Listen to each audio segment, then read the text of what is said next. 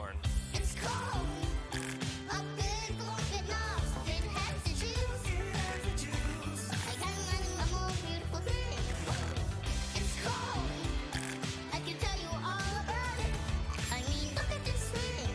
When I tried it, I don't anything change.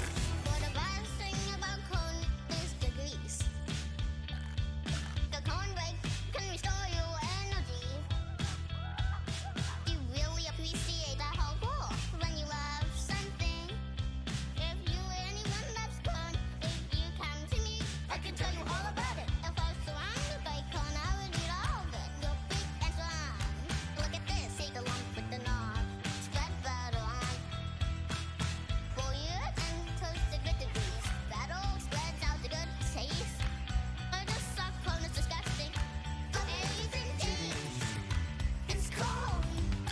A big corn bit knobs. It has the juice.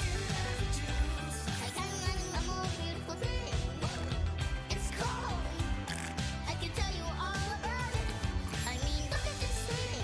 When I tried it, I don't anything change. I hope you have a fantastic day. A corn-tastic day. Alright, it's just a part of a corn, okay? It's cold when it's like negative in the world. Take the corn break. Corn break. Take the corn break. Corn dance. Corn. Bibbidi bibbidi dibbidi bop. Corn dance.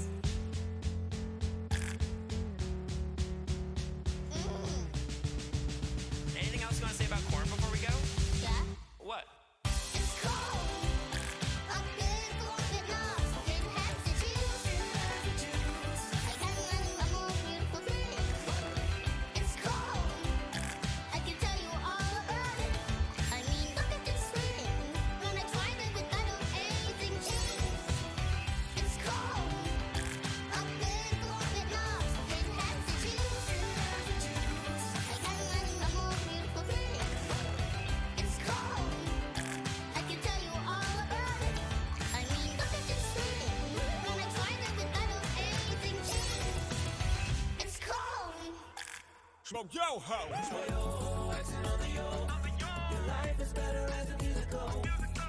Stream this song and watch the original with Tariq on Recess Therapy. And most importantly, have a corntastic day and a corntastic life.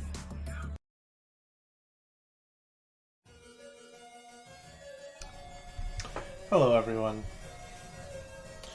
How is everyone doing today?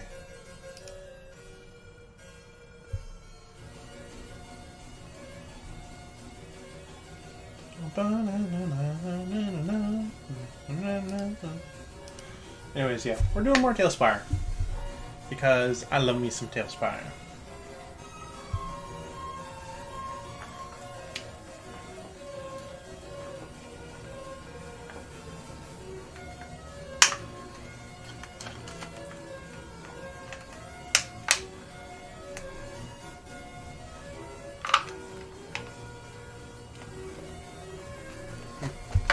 Okay, let me go ahead and get things ready.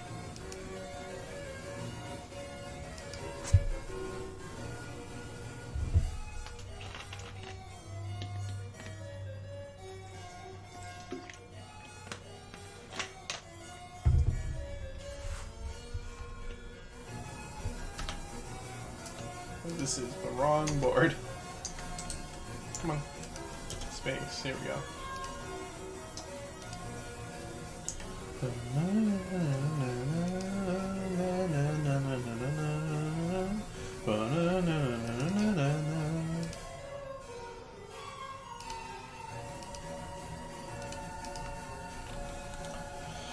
Okay, we're back. Back at the grindstone, baby. God, I forget how cool this looks. Ooh, I know. What if we did open library. So under science, crafting.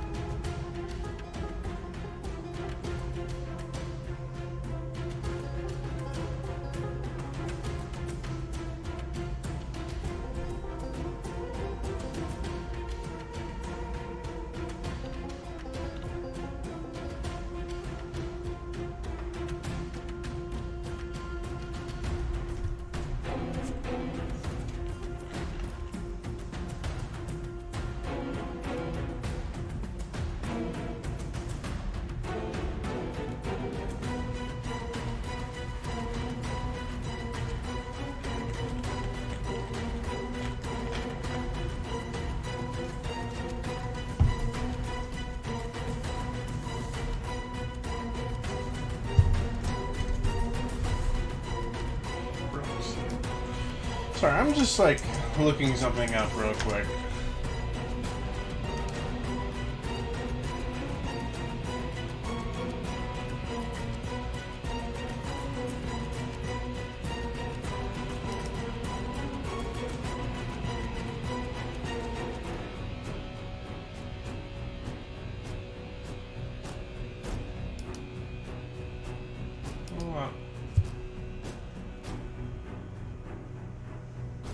I don't know. We'll just leave it be.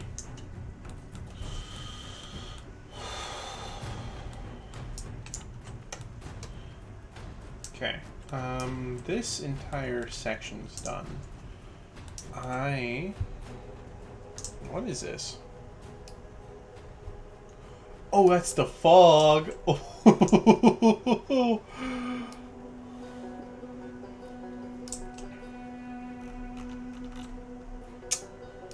Now that is terrifying. I can't even see down there. Oh my god. Oh, and that determines how intense it is. Ooh, maybe a little bit higher.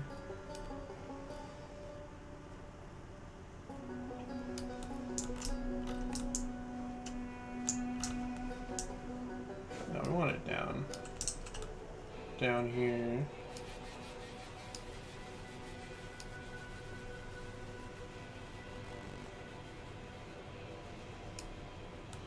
There we go.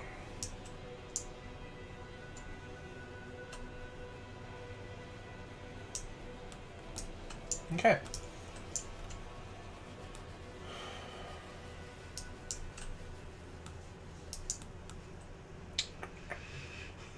Where would be a good place to start? Probably over here. Get these rooms done. Just keep working our way around. Yeah, actually, I'm gonna get this rug done.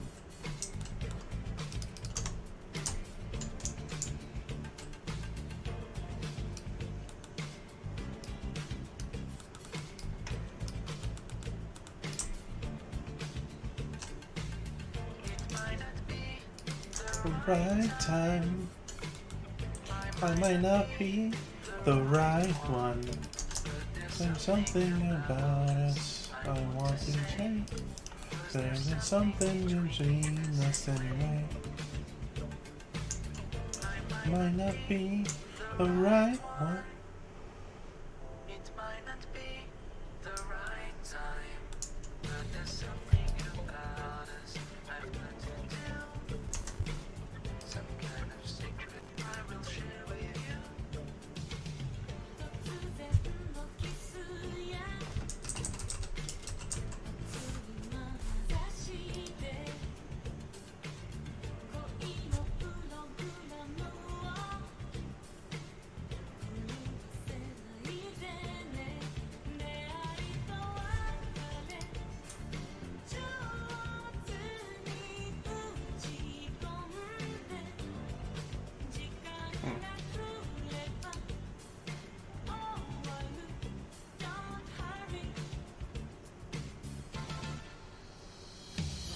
I need you more than anything in my life. I want you more than anything in my life. I miss you more than anything in my life. Let's see, what can we do?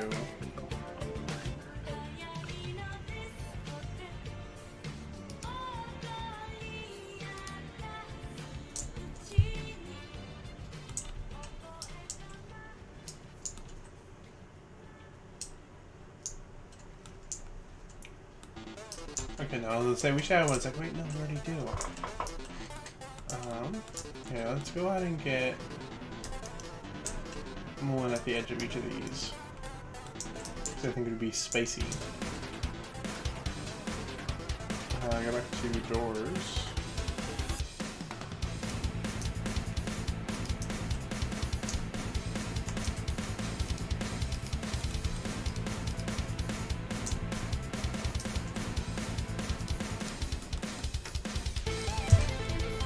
Storm drains.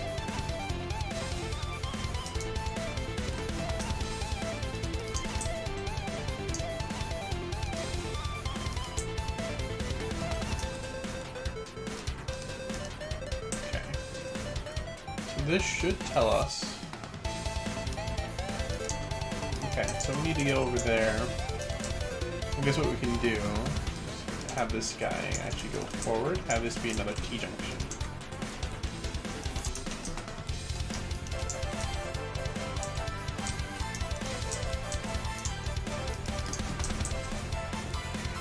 Of course it's off by one, man. Of course it is. Whatever.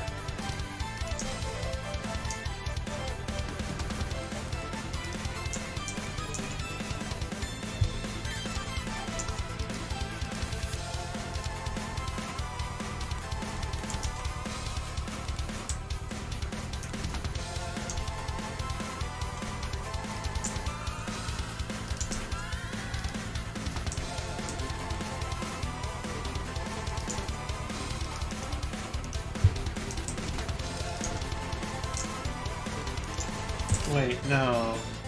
Fuck.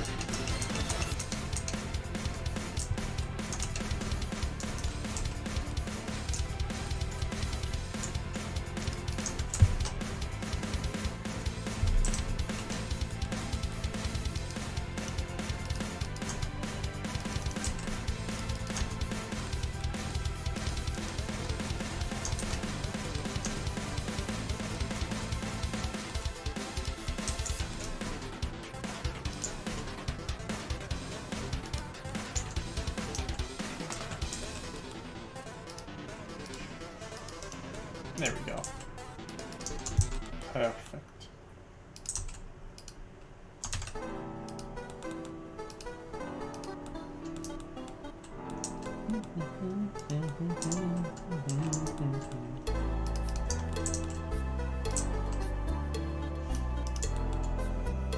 Need to go to sewers.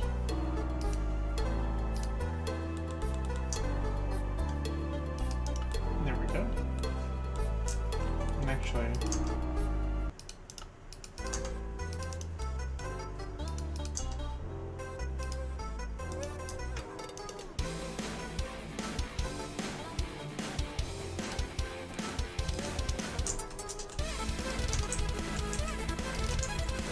and that lines up actually perfectly. Sweet. Now the only thing we need is to get that ceiling.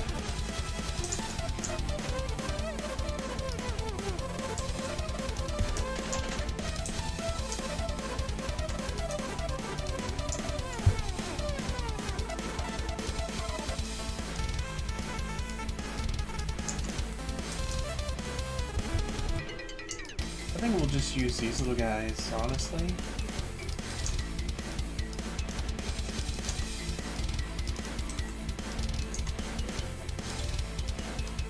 Might be a little bit more intensive, but works out way better. So something like this, there's not going to be any...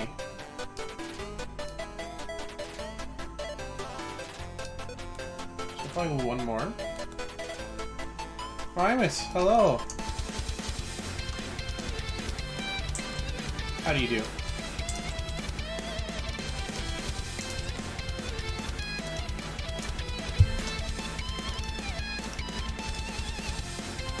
Oh, that's perfect. That is perfect. Good? I'm doing fine. I'm doing fine.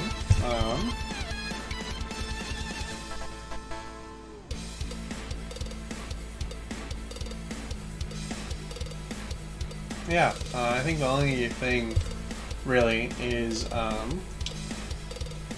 really, right when I started streaming, I felt a sharp, like when I was drinking my drink, it's a little bit cold. My tooth is cold, or it gets cold, real tooth sensitive, and it looks like the enamel was down,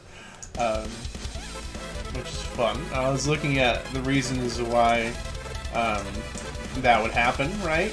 Why my enamel would just disappear. Obviously, it's like, oh yeah, you're not brushing, or yada yada yada yada yada, right?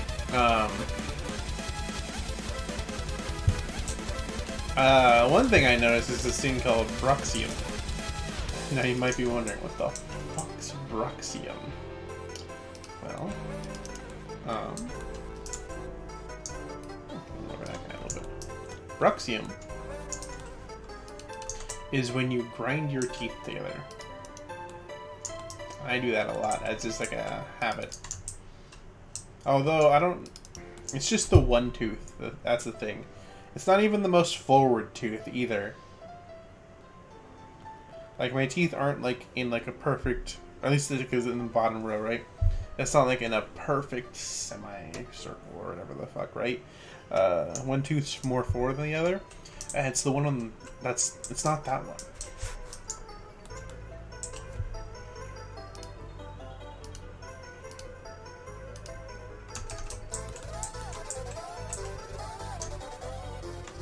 But I'm going to the dentist anyway within a little bit, so it's all good.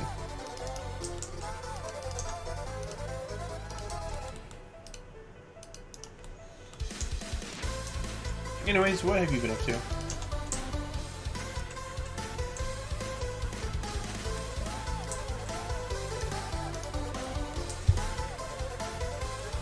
Yeah, I mean, that's all we can do. And we'll see what's going on when the my annual visit comes around anyway, so.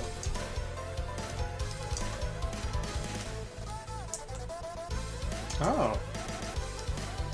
Well, good morning, sleepyhead.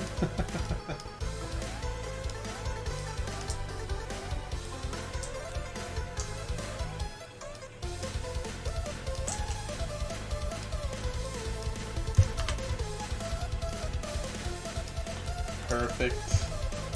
Here, we just do that. Got these gates, these sewage grates that just... There's no ladders or anything, there's just these grates. You see a lot of those in sidewalks, but I'm not gonna have that be on sidewalks. I'm gonna have that be here on the road.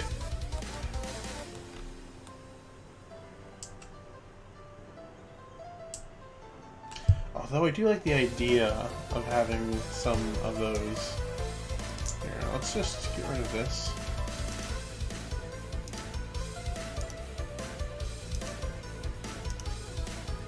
Less things to load.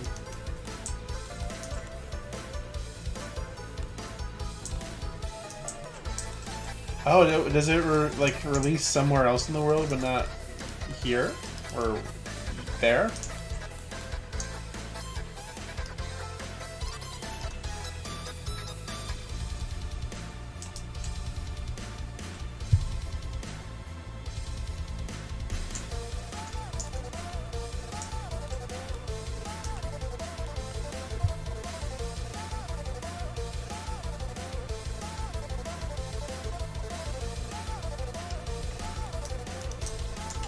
Do that.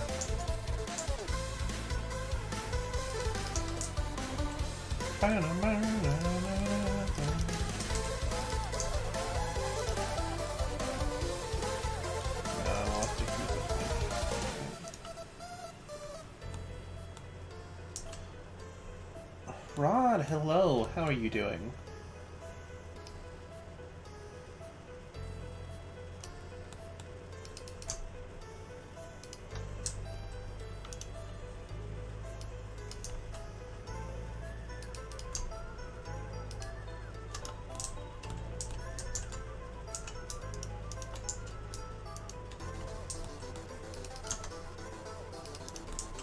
There we go.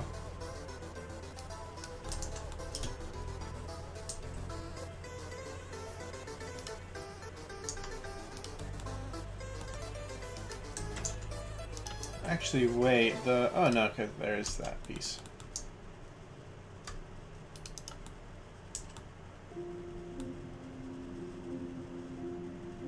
Yeah.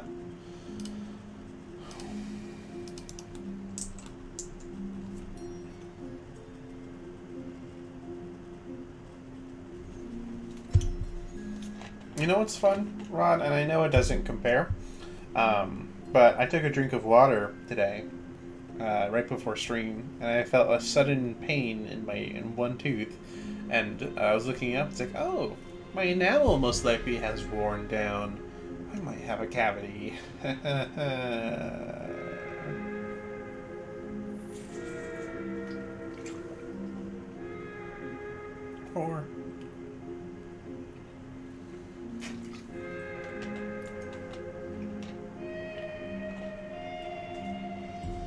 Or maybe something with my gum landing. I can't really say.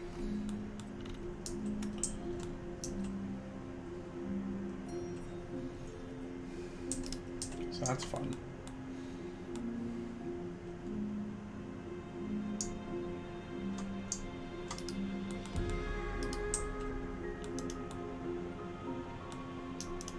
Actually, would it be better just to... Ooh, yeah, that definitely sounds a little bit more like a cavity type thing. Which is just a big yikes for me, you know? I'm gonna go with this guy. And then we'll go ahead and... Is there a small... There is.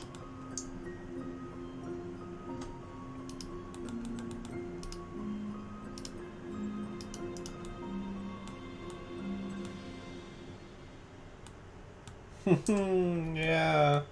Whoa, what fun. Definitely say, what a party, right? I'll do that.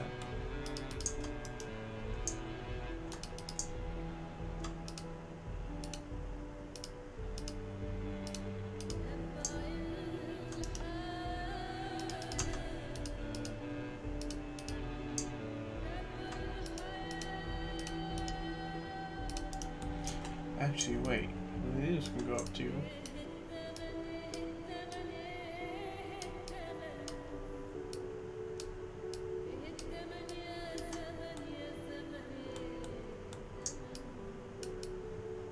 There we go. Yeah. I mean, worst case scenario, I get a filling and I have cavity, or, you know, I get the cavity filled. I mean, it was probably bound to happen sooner or later in life. You can do your best to avoid it, but it's never really going away. You know?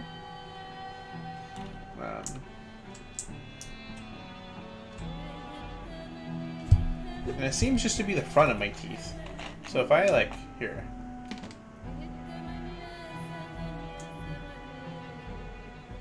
Yeah, it's not the back, it's the front. I can't really say exactly where it is, if it's just like... If I could just like get something cold. But that sounds like fucking torture at the same time, so... No thanks, fam.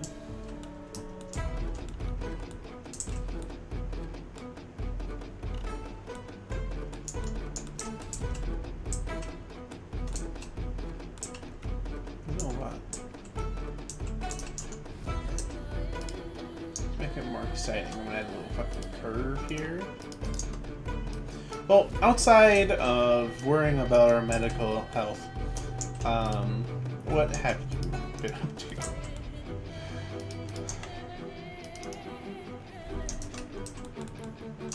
I'm so glad I have that on my clipboard.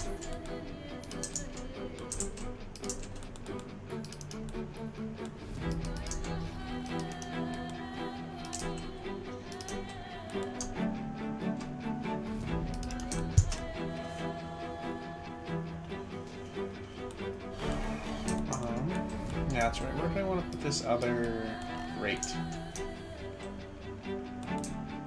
The little sneaky grate. I think actually right here.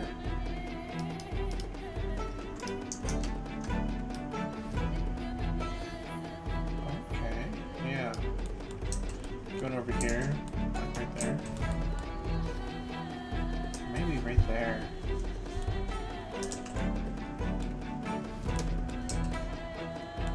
Yeah.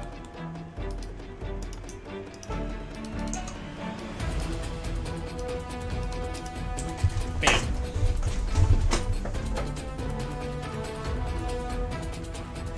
That Duolingo streak, let's go. We take those.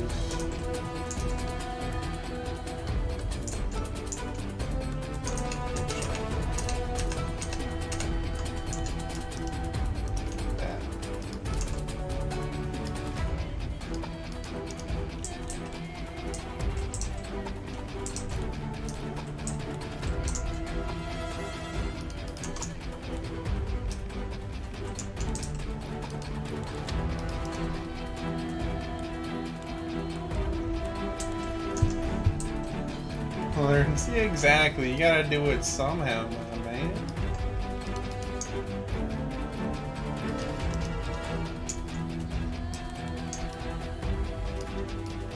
Probably right there. Sweet. And that was that one.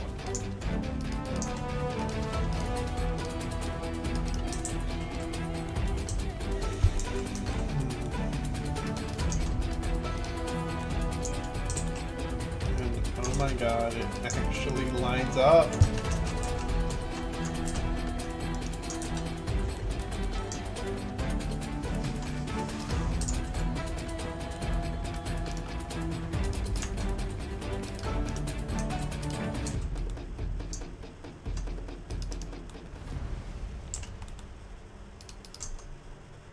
There we go. Gonna keep it up. Here, let me go ahead and set the clock back on this a little bit.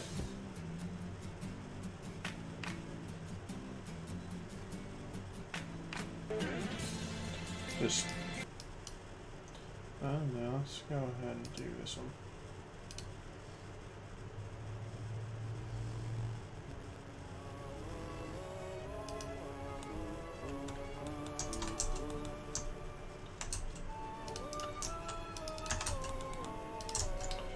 There we go. If you don't mind, I'd like to show you my your side. Where we can get into the stars and live together now and forever. For in this place have anyone can be. We've been meant to be.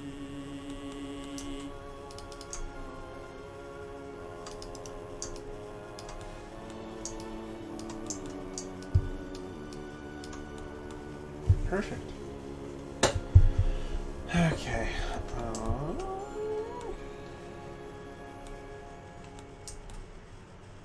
We can go ahead and use these big boys.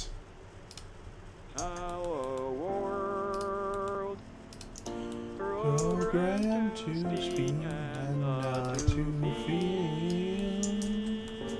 Not even sure that this is real.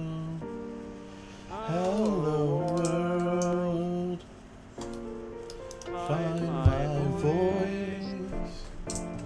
So broken sound like bits and bites. My circuitry is filled with lights. Hello world.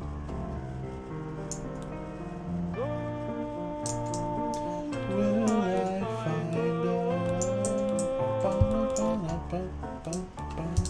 oh, a power plug.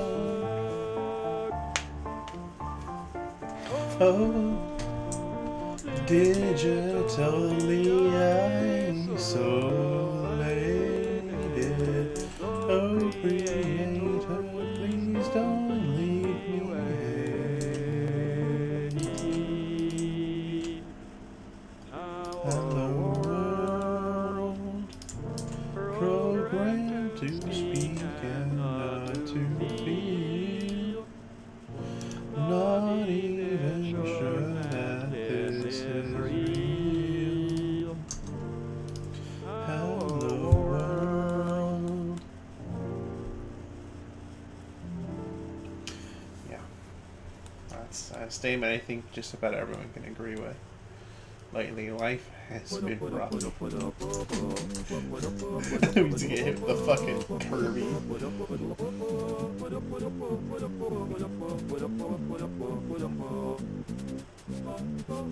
Yeah, stuff happens. That's a good way to put it.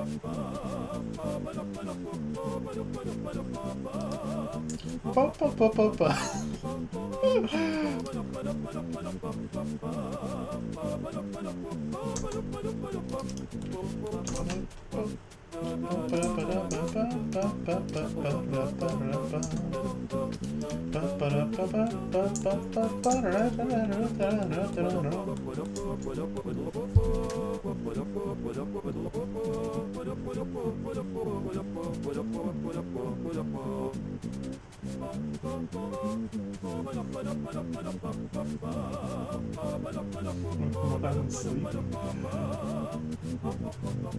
Okay.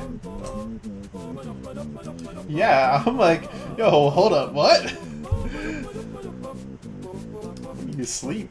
You have demons? Well, that's the an optimistic way to look at it. I like that mentality.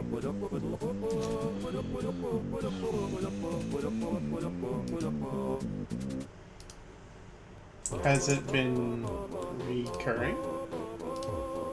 Or has it just been like the one?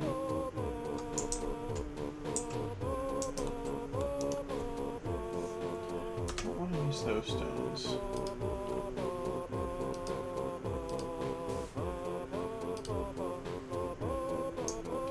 I guess I could do this one.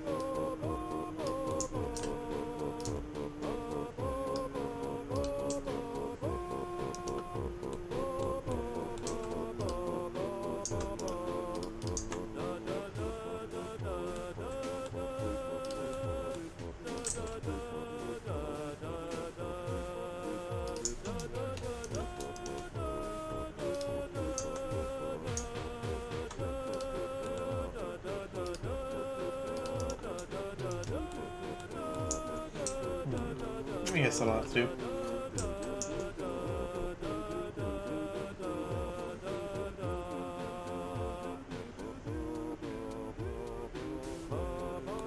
You can, I mean, yeah, if you ever just want like an ear to listen to, you know, Rod's got your back, I've got your back too. And of course, you know, I will say the advice we can't offer may be limited, but yeah, it's worth something, right? You know, it's worth giving it a shot. Of course, we don't have to do it here, or you know, do it in the DMs.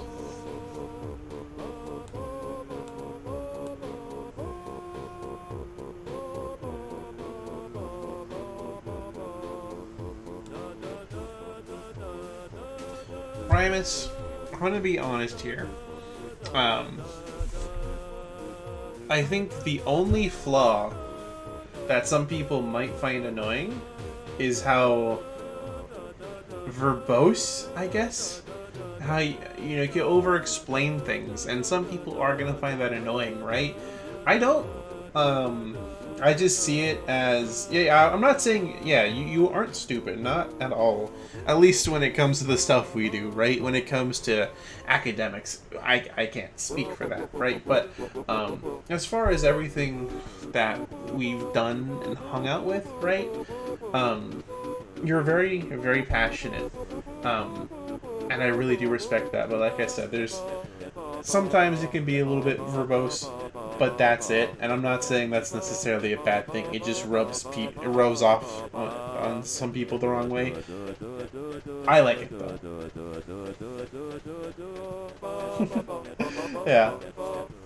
Everyone has their habits, right? Everyone has their things, and that just happens to be yours, Ramus. Yeah, that's, I mean, that's the only thing I could, if I had to complain about you, Ramus, it would be that. But like I said, that's not like it's not a deal breaker. I'm not gonna hate you for it, you know.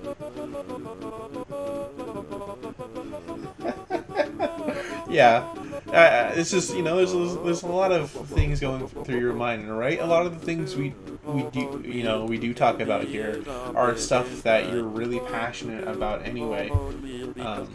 So of course, you know, if someone gets me going on like guns, you know, I'm gonna ramble off like that too, and you know, like it's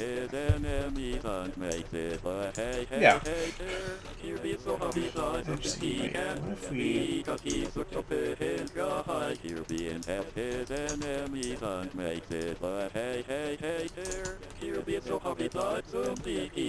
Is that? Wait, does that go through the stairs?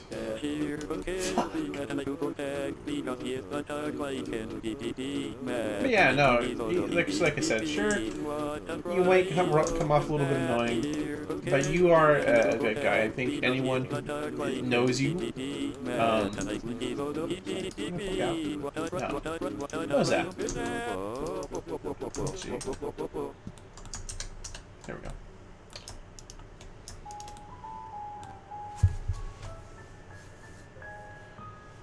Pictalon. Bro. It's too wholesome for the song. I know. Dude, I fucking hated group projects. I think everyone does. Unless you have a friend group. But if you don't have a friend group, or your friend group isn't in the class with you, it blows. Oh, excuse me.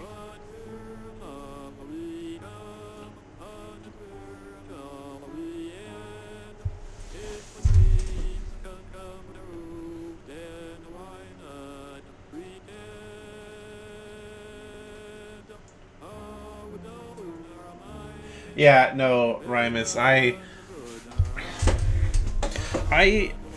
don't have issues with that per se, but I do have my own demons that affect me the same way in the same way as those affect you. I'll put it like that. I've got my own demons like that. But you know, with the friends I have now and the people that I'm with, I don't have to worry about that. Hopefully, right? But But no, I do have my own demons like that sometimes, I wouldn't say haunt me, but like, you know, it's it's something I can understand, right? Set the score. Yeah.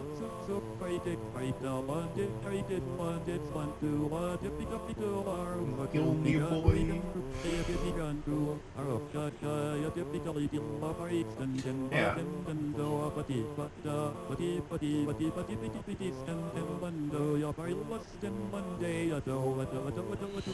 I mean, yeah, there's also people, there are going, people, you know, you can be there for someone, right?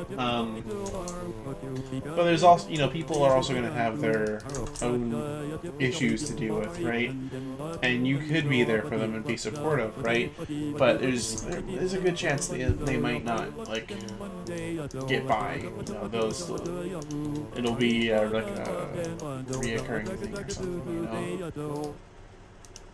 We are the Crystal Johns. We'll always take the base.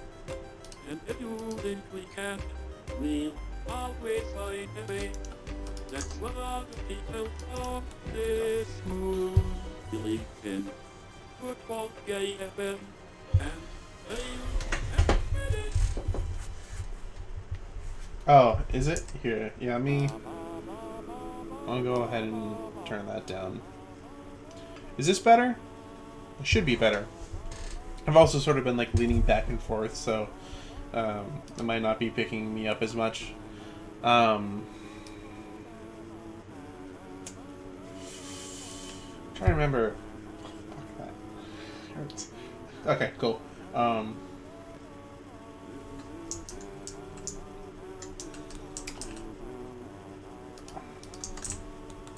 Yeah, so, sorry, I just had like a think about like exactly what it was I was gonna say, or that I said.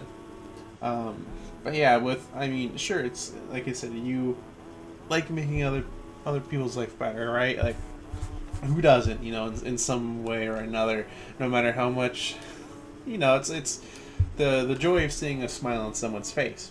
But, you know, people have their own problems and their own issues to deal with, and you know, sometimes sure you can make them smile and make them temporarily forget, but there's also times to where, is it really gonna go away? You know, it's there will be recurring issues and recurring pains people have to deal with, and it's the best thing you can do as, you know, a friend is just stick around with it.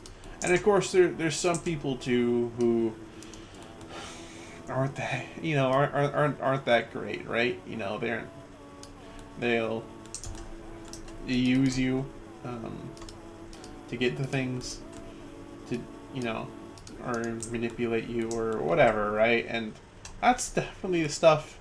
Like, I haven't been in that situation, but I know people who have, and they were like blind to it, you know, and it hurts. Or, you know, in the sense like, it's like, this is literally ruining you. And they're like, no, it's fine, fam. It's like, no, it's not.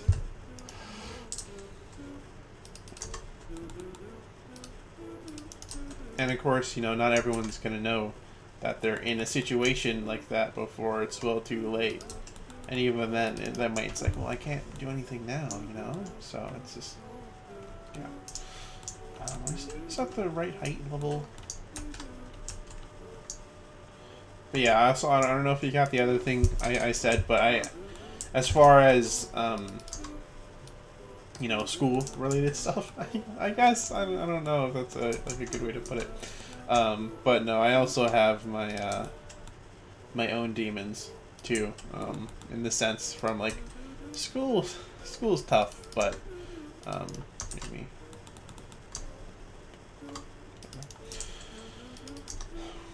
Yeah, there's just some stuff that sort of like sticks with you, and you can either worry about it, or you can try to learn from it and learn about yourself a little bit more, and and try to adapt to it. You know, that's what I did. But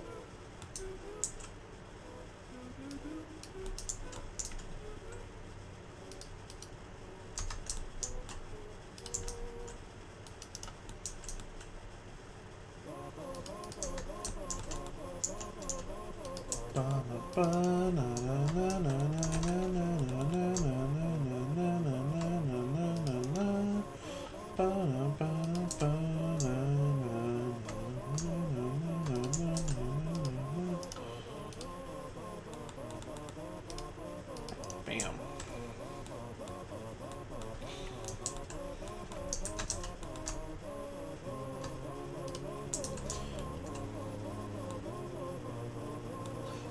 Yeah. I mean, obviously there are going to be people that are going to be, you know, grouchy from it and whatever. But yeah, no, that really is the best thing you can do about it is just try to learn from your mistakes, learn from flaws that have been made, and just oh, that's still right there. That's gonna be fucking awkward. I guess we can do that.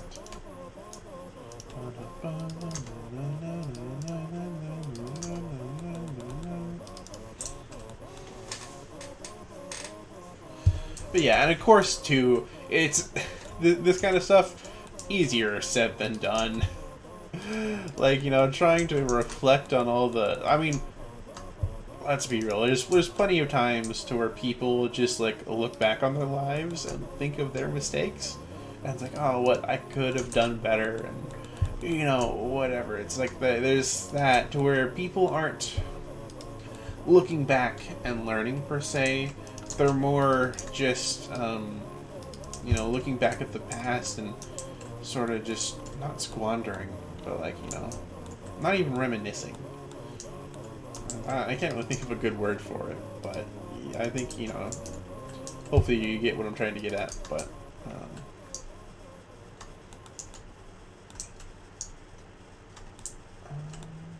that might be too tall. Okay, cool. But yeah, it's just we need one of these dudes.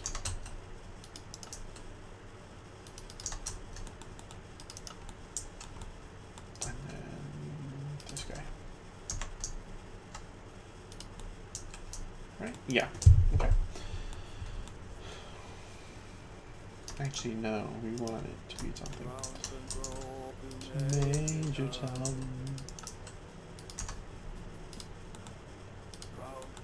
Okay. But yeah, it's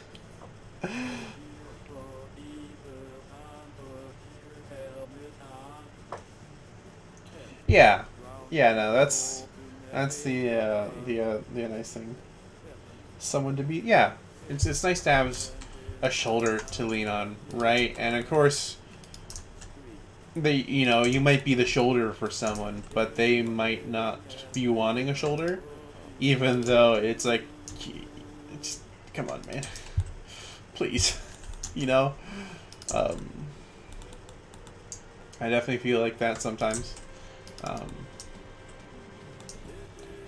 Ground control to Major Tom. You really made the grade. I guess we'll just stick with that.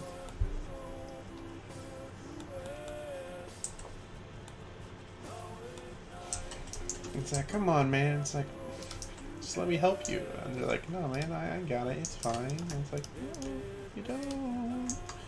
But I'm just gonna let you be. Otherwise, it might only make things worse. Most of peculiar face, and the stars look very different today.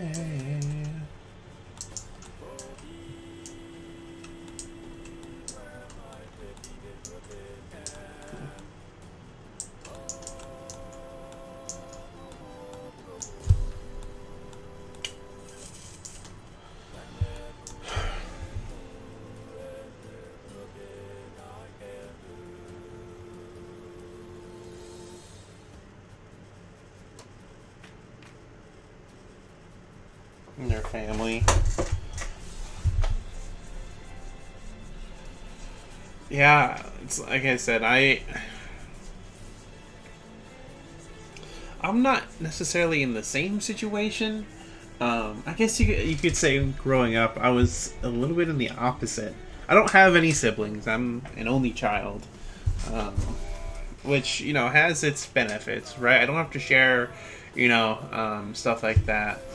But also at the same time, I don't have another sibling to lean on, right, or to bitch with or bitch at. you know. But also at the same time, it can be a bit lonely. And when I was younger, I was like, I want to have it. I was like, oh, let's get this. I want a sibling. Mainly because I watched a lot of shows and stuff. It's like siblings and cool. And whenever I would talk to people at school saying I'm an only child, it was like everyone saw it as like an oddity. It's like, what? It's just you? I'm like, yep, just me. And everyone would be like, what? And I never really understood it. But I mean, I sort of get it now, but still, it's too thick. But then, because I mean, I also didn't have a lot of people to like lean on growing up, like you did, because I had my parents. That was it. But that never really bothered me. I was a pretty carefree child, ignorant of the pain of the world and everything that was going on.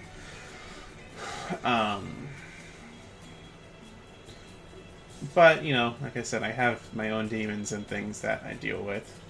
And so, I can understand where you're coming from, because I've been in a similar situation myself. Although I don't have nightmares about that. Normally, my nightmares are... yeah, I guess a nightmare. Is usually with me being unreliable, I guess, is the way to put it. Not being there when I need to be. Mainly, though, that's just work or school.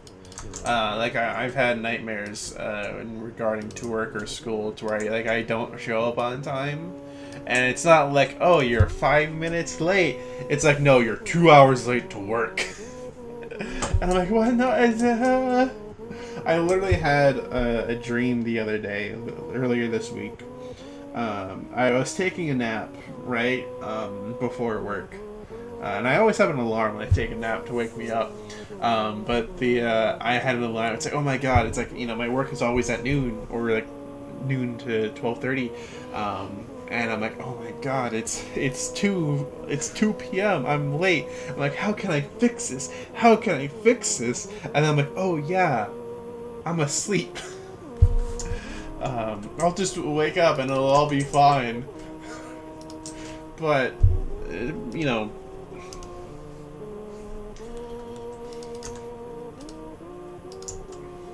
some people, I definitely feel like we're, when it comes to life, we're a little bit more fortunate in the grand lottery.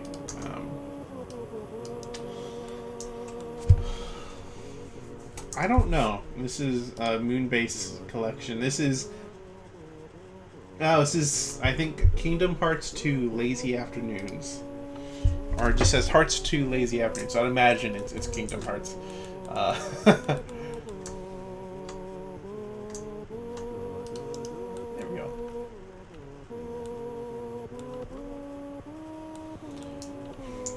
But yeah, I don't know.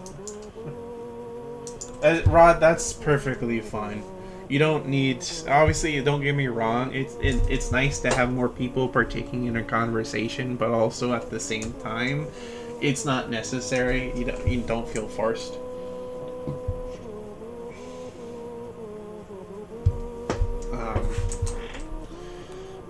But yeah, I think... I was so naive as a child, completely ignorant to the world and its tortures. But then again, too, like I never like connected with anyone as a kid, right? Because I guess we're just on this tirade now. Like Rimus, like you said, you were touted as like the weirdo or whatever, right? It doesn't necessarily matter, right? People were being assholes, people were being dumb. The kids are fucking stupid and are also incredibly like, dear God, what the fuck did I raise? Sometimes. Actually, no, we can go ahead and get these guys. But,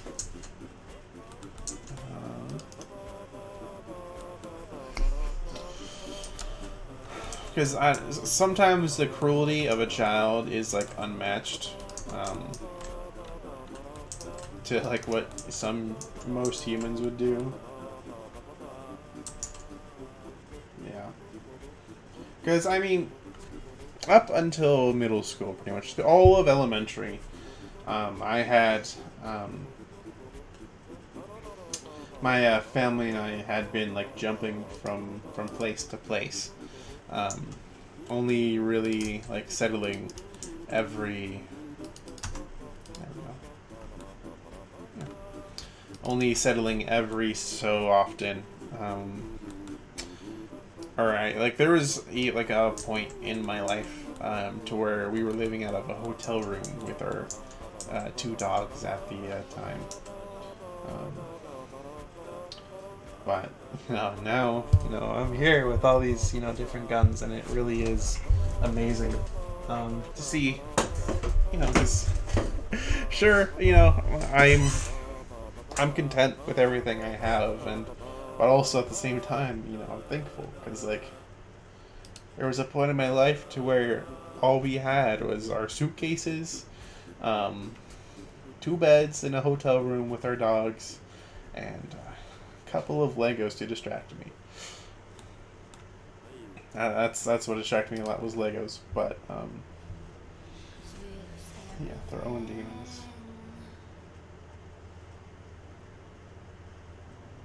You learned and you grew. There, Rosa. Think about all you guys. Shush it.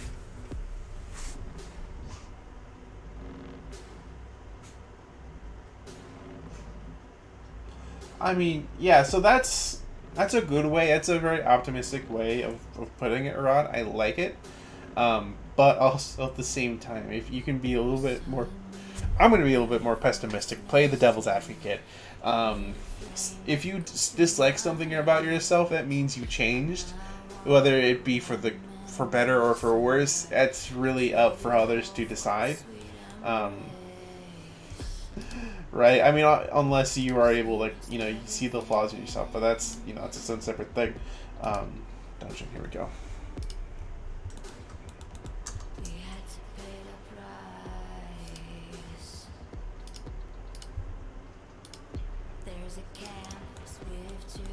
There we go.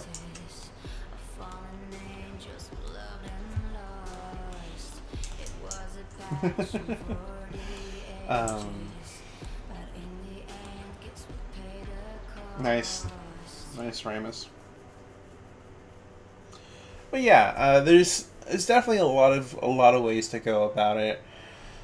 Like, you could look back on yourself and dislike it because of maybe it's some cringe thing you did as a young youth, or maybe you dislike it because you realize how much of a bad decision it was, and that shows growth. And there. But overall, like a light over here.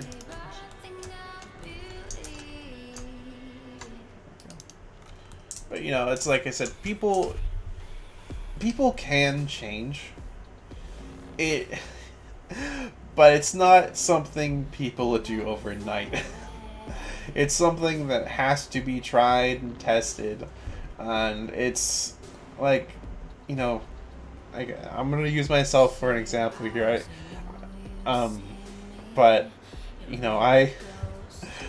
me in 2017 versus me in 2019, two completely different people. And, you know, throughout the entirety of 2018, it was a very transformative year for me, let's put it that way. And to where I changed a lot as a person and grew a lot as a person too, but that was also when I fought my darkest demons, and I feel like the best, you know, I don't know. I'm trying to think of like a good thing because there's a lot of events, you know, that happen in people's lives that shape them and into who they are.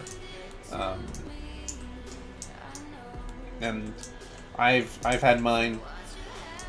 I can't necessarily say for you know, you, Rod, or Rymus, but everyone has their demons, and it could be a variety of things, right? Or they could just have their own, you know, maybe issues or, you know, what have you too, because there's, you know, I'm trying to think of like a way to spin this.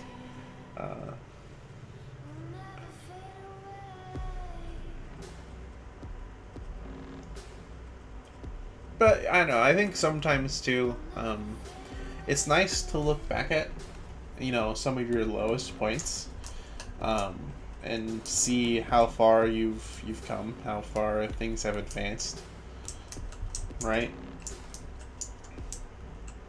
Like, you know, I would say, I guess, economically speaking, my lowest point was, you know, when we were living out of a hotel room as a kid. But I would say my lowest point mentally would be 2018. Let's just go all of 2018. Just put it like that.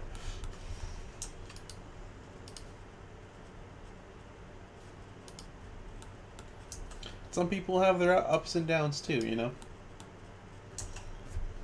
Like, I've definitely had my ups and downs for sure.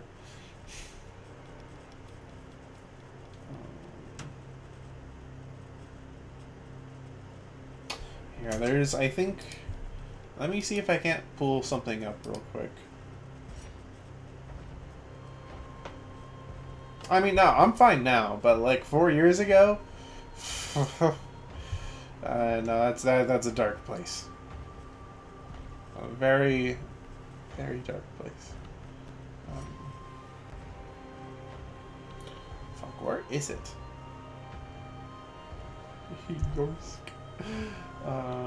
God, oh, fuck, what was that? Okay, photos. Yo, where the fuck is? Oh, I think it's another. Yeah, here we go. This one. No, it's not this one. This one's the raw, unedited version. Because, yeah, you know, I'm fine now.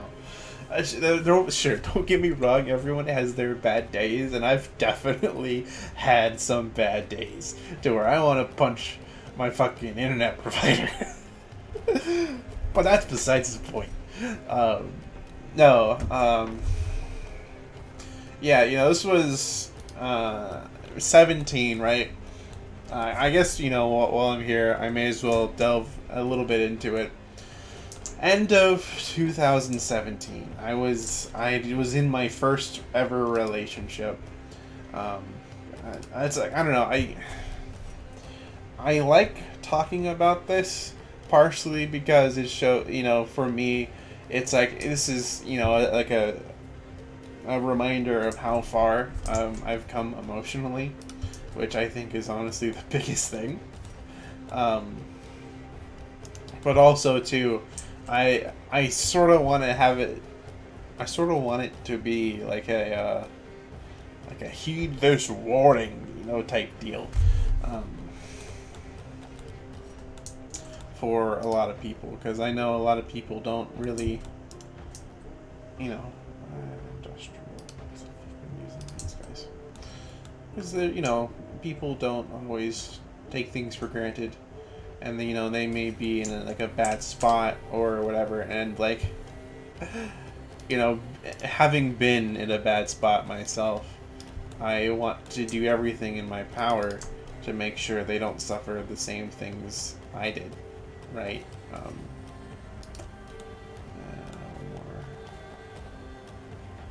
But yeah, going back to the story here. Actually, no, do one more.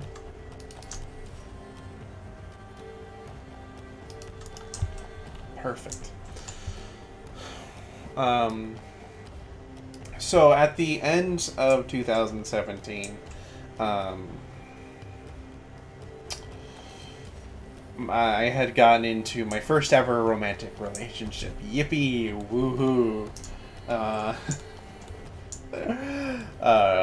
You know,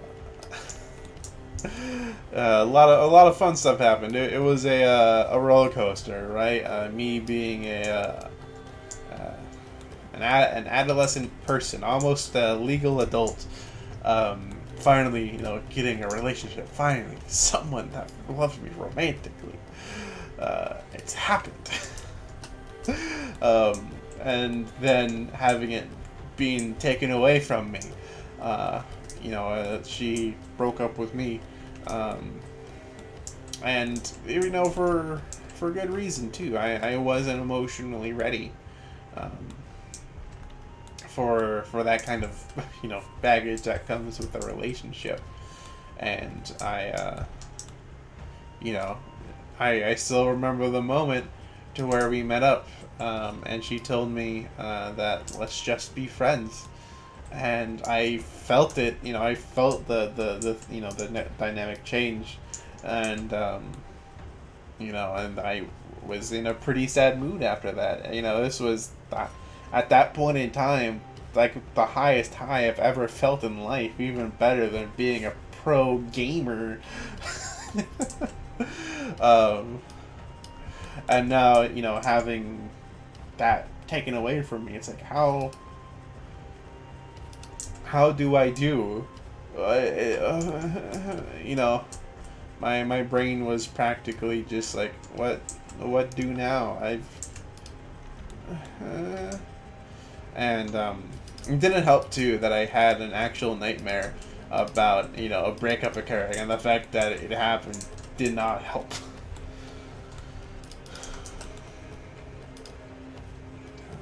Do that, and I get a little one by.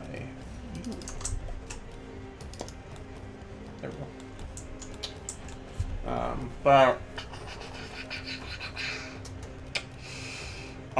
yeah, that was right at the start of winter break.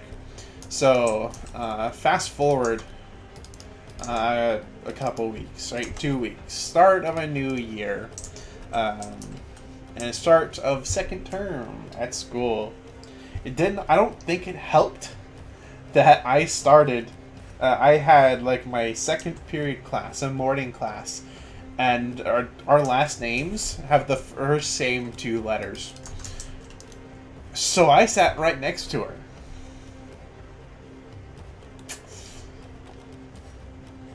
That did not bode well. Like, I didn't like yell. I know I didn't do anything. I pretty much ignored her entirely and just brooded or whatever, right? In my corner, I would tilt my screen a little bit, and I had all this pent up frustration and anger, and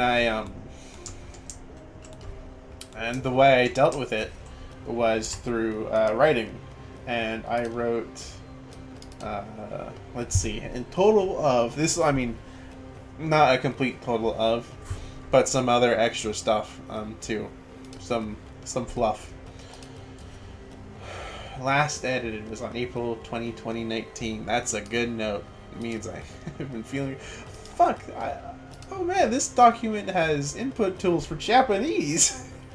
Yo! How many pages is this? Where's the fucking scroll wheel? Oh, 56 pages. And then I edited that down to 38. So a lot of those things, Rod, you know, you've heard them once or twice before. But yeah, they were... Oh, the majority of that was written in 2018. And I have it split up into 3 separate sections.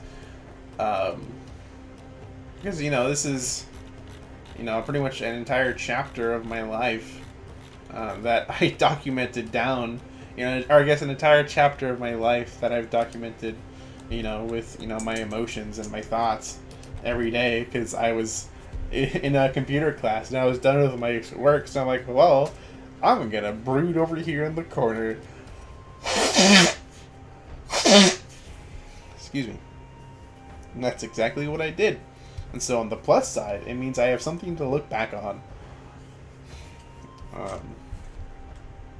But yeah, no, there's some, like, you know, there's a lot of philosophical stuff. I should also 2018.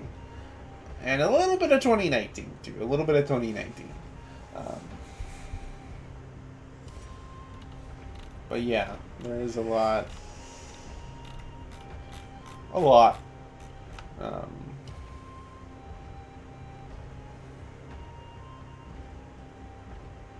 But yeah, I think... I feel like... Okay, it's just... We're going on with this tangent, right? Using my journey as an example for other people to hopefully springboard off of. Or maybe not. I can't say, right?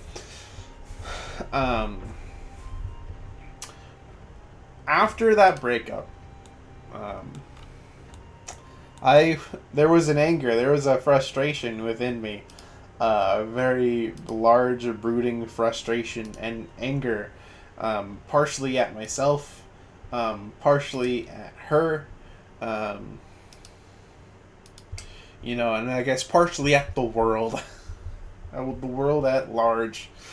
And there was even, like, a time, you know how there's, like, everyone has, like, their angel and their devil on the shoulder, you know, they're the voices in the back of their head, you know, that one telling them, it's like, hey, what if you did that, right?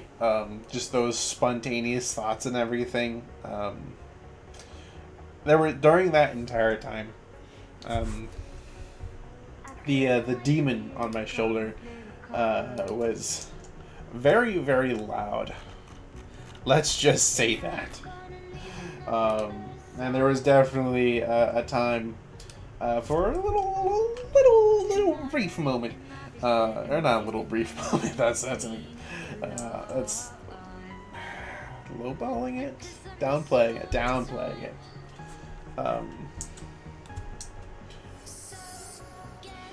But I know to where that anger sort of had its own manifestation.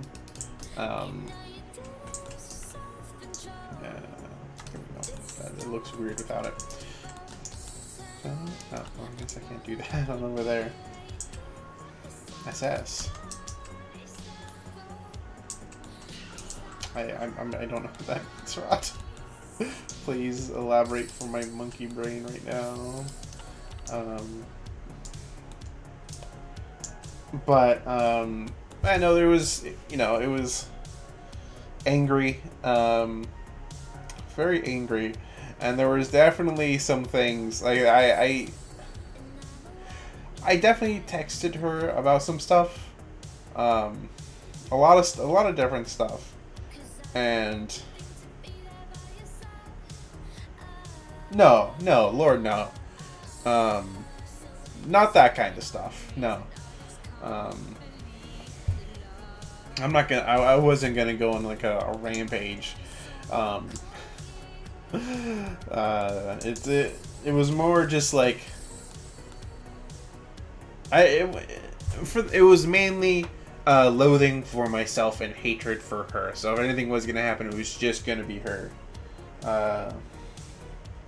Yeah, a lot of this writing I did, all these 58 fucking pages of writing, was mainly just. I guess we'll just keep these here. Eventing, right? Because a lot of it was, hey, let's put you in a classroom, in a setting, to where you have to sit next to her and just be reminded of a failure of a relationship. That's how I saw it. And oh boy. Fuck, excuse me. But yeah, the reason why I'm bringing this up, because I saw a note in here that reminded me of it. But yeah, there's this, devil on my shoulder. Even then, it's like, I can, like, go and, let me find an example.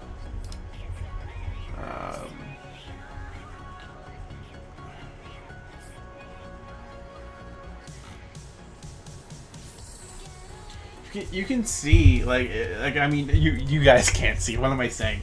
But I can see in here, right? And have I shared this with anyone? No, I haven't shared this with anyone, and it's not something I should necessarily share to the world. It's like a lot of cherry picking to see. But there's examples in here to where there's just I guess you could say me, right? Sort of a little bit laid back, chill, relaxed. And then there's angry me.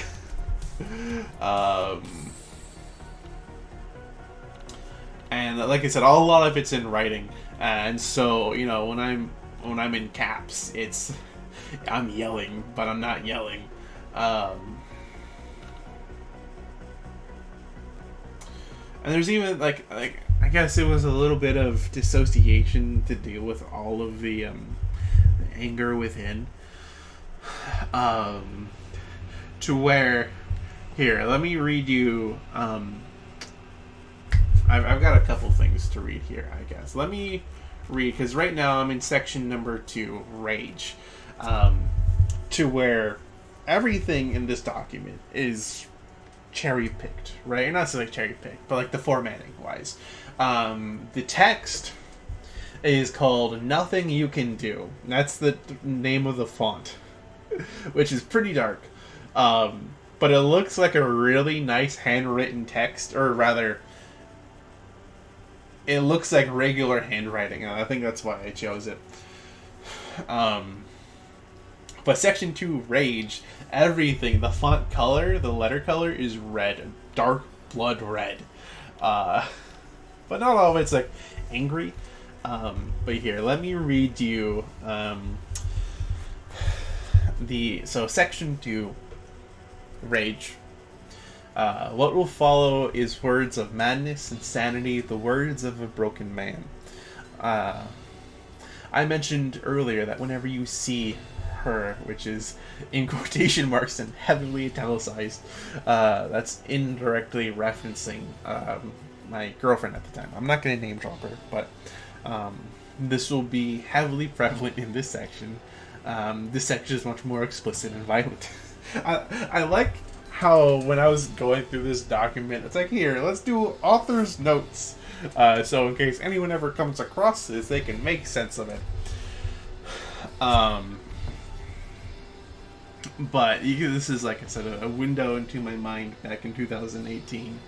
There's also each little section too is in brackets. It comes with a name. Brackets. This one I'm going to be reading off first is Pages of Madness. Here lies me sitting in a sad pit of despair and sorrow.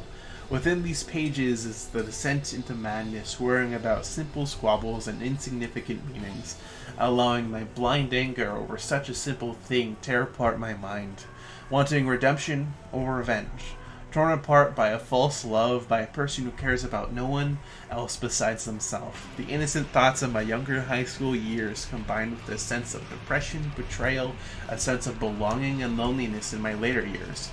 Ridiculed for the thoughts I have and tortured by the thoughts of my own. inspired by the actions of the people I called close. Within these pages, the subtle undertones and overdramatic phrases let my mind run rampant, letting all this controlled hatred flow into these pages. Everything to the font names, what colors the text is, all the way up to the concepts behind each and every section, from, in brackets, calm, all the way down to the descent into darkness, and everything that lies in between. Even all of the pages that aren't here will lay out in a red notebook hidden amongst the classwork that builds up the facade. Even so, no one knows who I really am on the inside. Sometimes even I can't decide. But there's more than enough here and there to define me. Am I a monster? Am I a gentle, kind, good person? I will tell you this. To say that I don't care about the people I call close to me is a flat out lie. And that's, you can sort of see like the window right there, you know. There's definitely a little bit of that edge to it down there at the end. But I feel like a lot of it too is well written, or maybe that's just me. Palpable. That's a good way to put it. Anyways, let me read the one I wanted to read.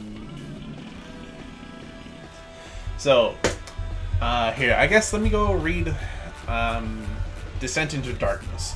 Because I wrote that sophomore year, and that was pretty much the first in this style. I might have read this off before, but I like this one. This one was more about being poetic as opposed to anything actually serious. This was before everything. The reason why I'm reading this is because there is a sequel. I know, Ron. The Descent into Darkness. I have fallen over the edge of darkness and fallen into the abyss. I did not know when I would land, for my descent into the darkness lasted for ages. When I did land, my body shattered, and then I did not know what to do with myself. I saw my ambitions and my work drown in the depths of worry and anxiety. Once I put myself back together, I had to dig my way out of the darkness and back into the light. Each step I took eroded my mentality and morality until I could not see the right from the wrong. My lights faded away and I was left to stumble out of the darkness. When I found the light, I could not find a friend who saw me for what I became, for they only saw the monster that I had infested inside of me. I could not head back to my home in my situation, so I decided to kill my inner monster. I wandered the woods for days and maybe weeks trying to kill the inner monsters that had infested my soul. The only hope I had left was myself and all the voices that rang through the ended, so they could spread and affect others. Like I said, I should mention, this was before everything. This was purely poetry. This is not a reflection of how I was feeling at the time. Yeah, right. You get it. For what little shred of hope I still had, I clung on to it, as my life depended on it. My shred of hope was slowly decaying as the monsters gnawed on it like a feast. One day, while wandering the edge of the chasm, I walked towards the edge and ripped out each monster, piece by piece, heart by heart, soul by soul, until nothing remained besides my hope, myself, and my soul. I could hear shrieks of fear, pain, and anger as each one shattered on the ground below, never to return. By the month's end, I had found my way back to the city. I walked in on an empty road in the night. Rain puddles littered the pavement, and streetlights flooded the air with their shine. When I arrived home, the people who missed me so dearly cried and smiled, for I had returned from the darkness. They flooded to me and hugged, kissed, and cried as I stood there. I had been revived from the dead and become better than I ever was. I had become me. So that one, like I said, it was the first in this formatting I've done, or at least one of the first.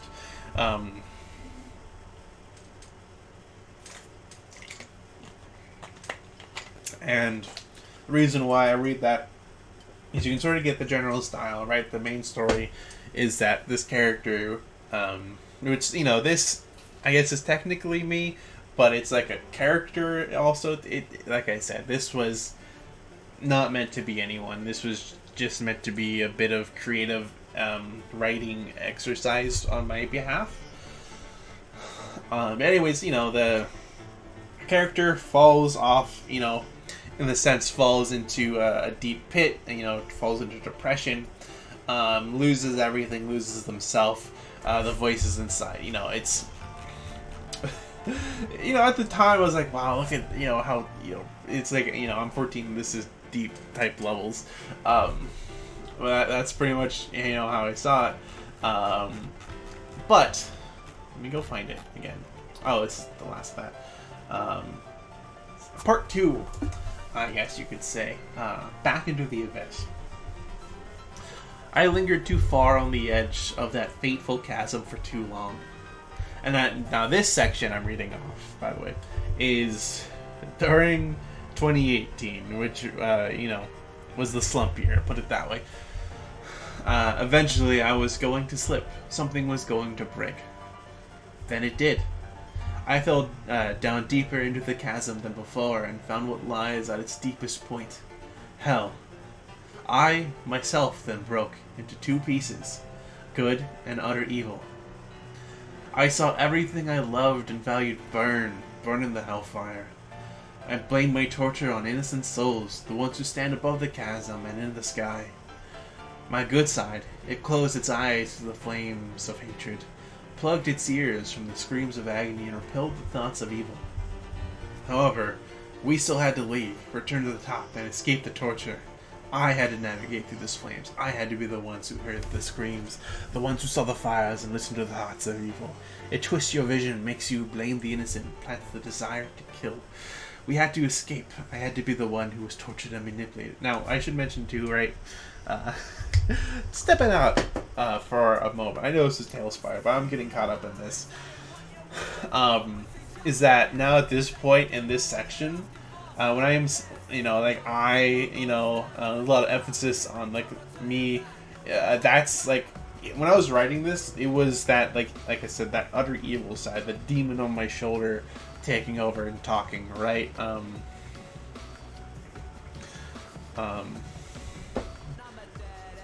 Yeah, okay, so we had to escape. I had to be the one who was tortured and manipulated to what I am now.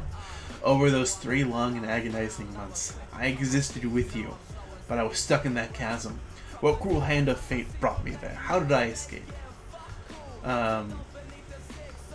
There was one thing I was required to bring back from the chasm, and that was a little bit of hell. It's a reminder of what I went through and a part of me. And not that good man, in quotation marks.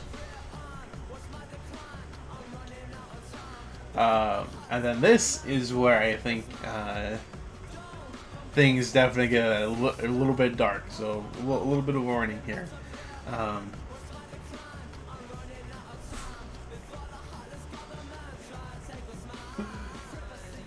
Wait, what?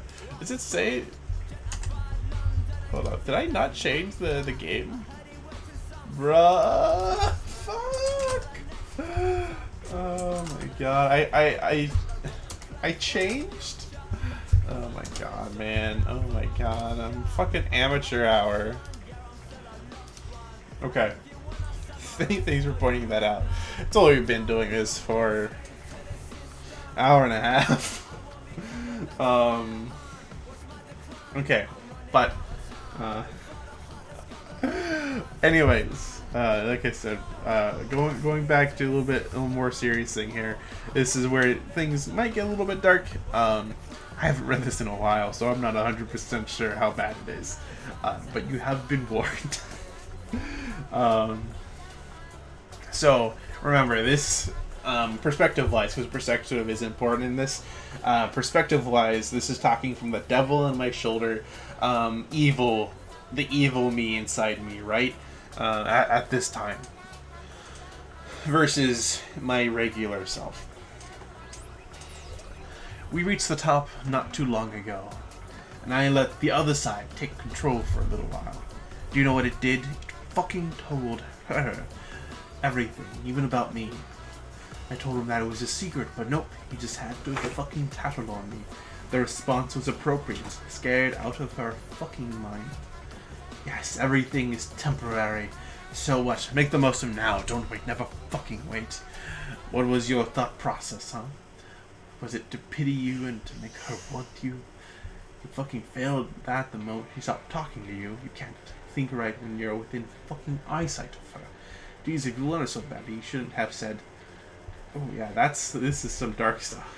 I thought of killing you, blah blah blah, with sad blah blah, so I've got to take control and the rest of the whole fucking ordeal. She knows, and so does her fucking mom. Pretty soon, I won't be a fucking secret. How long will this privacy last? So much for being the family therapist. She can't handle anything serious. She won't look at us for the same way ever again. I'm not talking about being lovey-dovey. I'm talking about being just a friend. You two make a promise that you'd be just friends, and you not only wanted to break it, but you also scared her off. Nice going, jackass.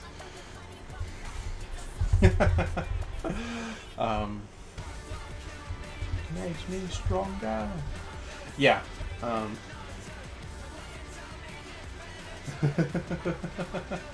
Yeah. Everyone has their things, right, Mr. Where once they get going, they don't stop. And this is one of them. Yeah. But everyone, I mean, also, you know, I am the streamer. It is my job to talk a lot at this very moment, right? I was to entertain. But yeah.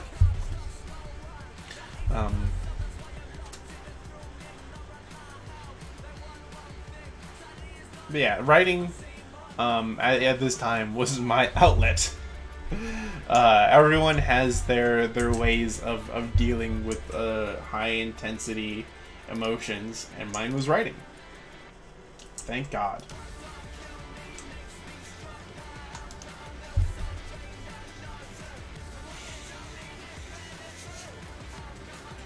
What's this?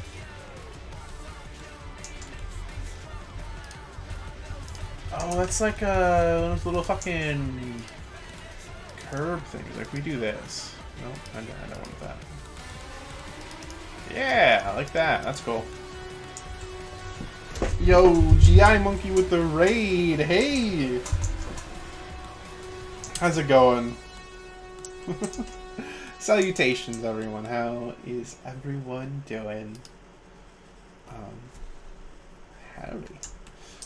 I feel like not doing anything. I need to get back to doing Talesprie for once in my life. Damn, I get so distracted. But how are you doing, GI? Yeah. Oh, we're doing good. We're doing good. We were having deep talks. But you know, deep talk in the sense of, I guess, looking back on life.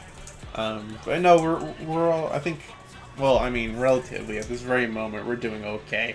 That was some, you know, oh, I'm gonna go with that. Just chilled and sweet. Oh, Dead Rising, nice, nice. I remember, I think one of the, you know what's funny, looking back on it, I think like the first stream or so I watched of yours, Rod, was a Dead Rising stream, and then the stream to where I subbed to Spoons was also a Dead Rising stream. So that was pretty interesting. I guess it's pretty interesting looking back on. But yeah.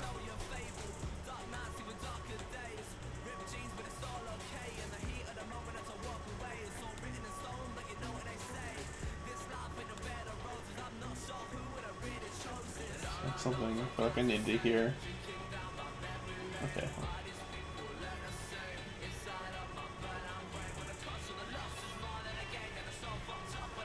Well, Ryan said, like I said, that's perfect.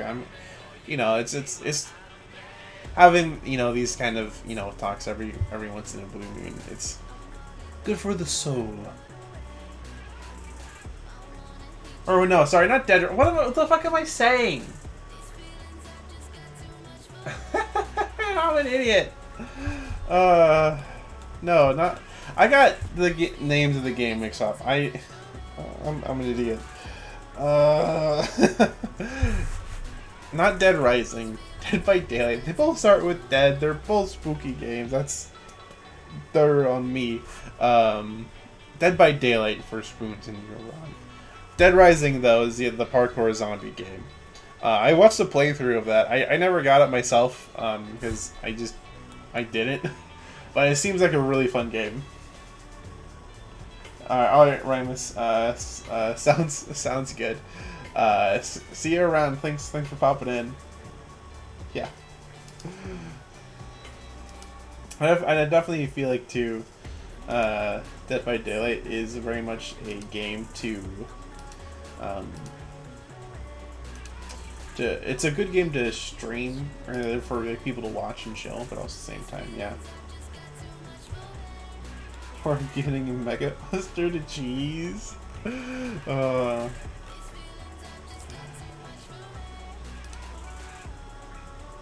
guess yeah. Sorry, it's been a hot minute since I've seen anything Dead Rising, because I think I watched a playthrough of it. Fuck. I think like within the year it came out. Setting up host. Okay, Rivas. Thanks for the raid. Woo. That's cool. The cheese. I think the last thing I haven't seen anything on Dead Rising 2 yet.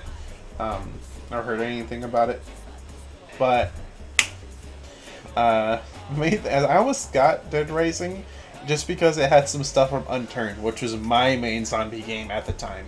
That's the only other thing I have over 1,000 hours on in Steam is Unturned, and that's mainly because I spent so much time making maps like I am now. At least with these, people are playing it. Thank God. Those maps were never released. It didn't help too that when I switched computers, a lot of my cause there was like a lot of the maps were saved, but they weren't updated to where I'm trying to think of a good way to put it. Like a lot of the progress I did was just like lost once I switched over to my new computer, and I was so fucking pissed.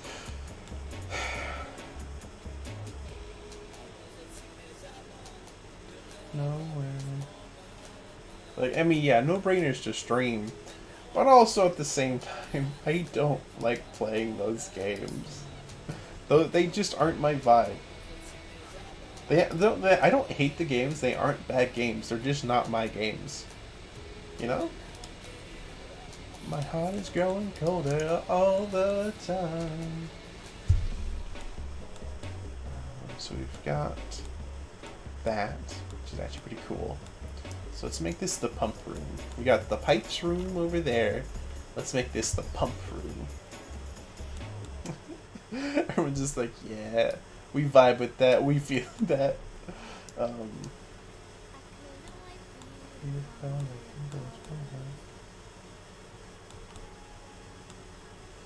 Oh, that's cool.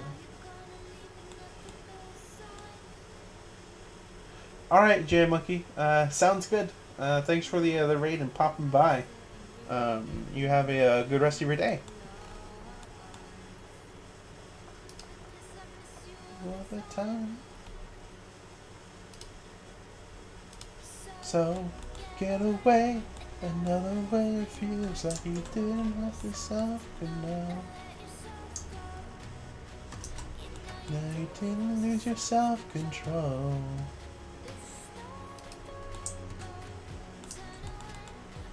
Thanks, man.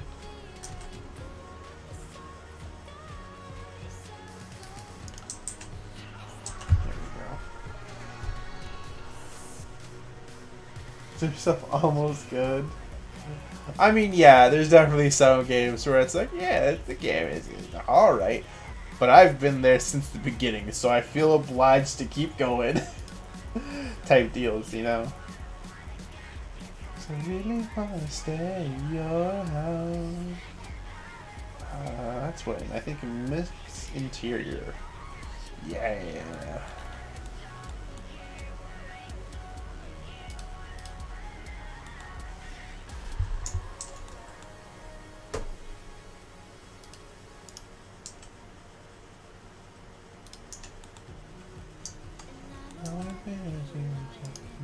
Cupboard.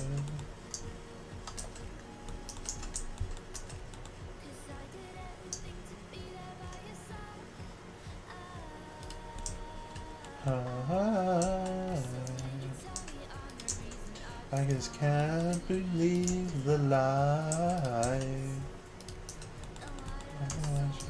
told you.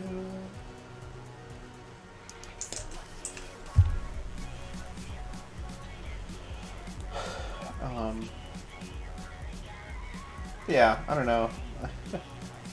I lost what I was gonna say. So I really wanna stay here. Here, let's do this. Oh, at the very least. There we go.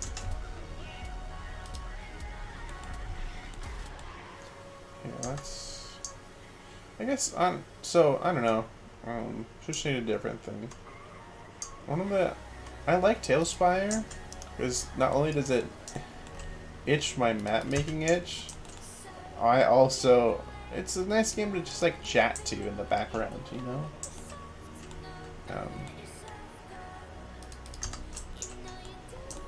Do self-control. Well, I guess it doesn't really matter. Yeah, everyone. I feel like everyone has like their some set of games too. Like I didn't really know like Valorant was a game until like Yingy. I'm gonna be real. Like I had no idea what the fuck Valorant was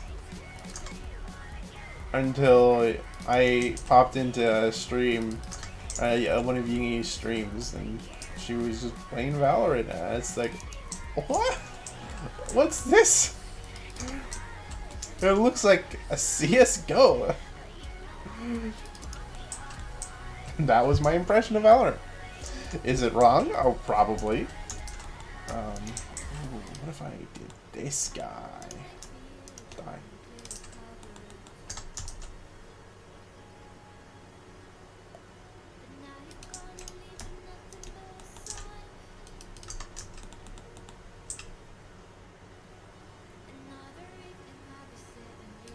In between the lines.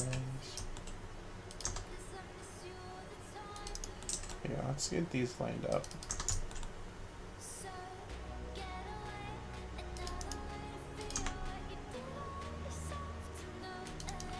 Okay, cool.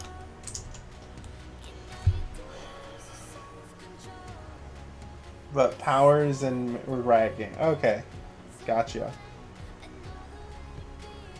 You did yourself. Oh.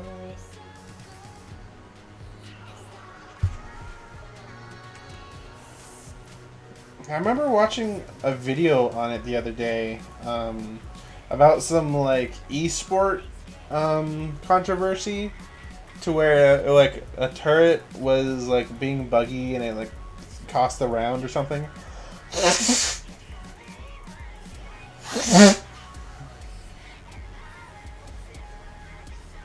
But yeah, I don't know. Those games like that, I just...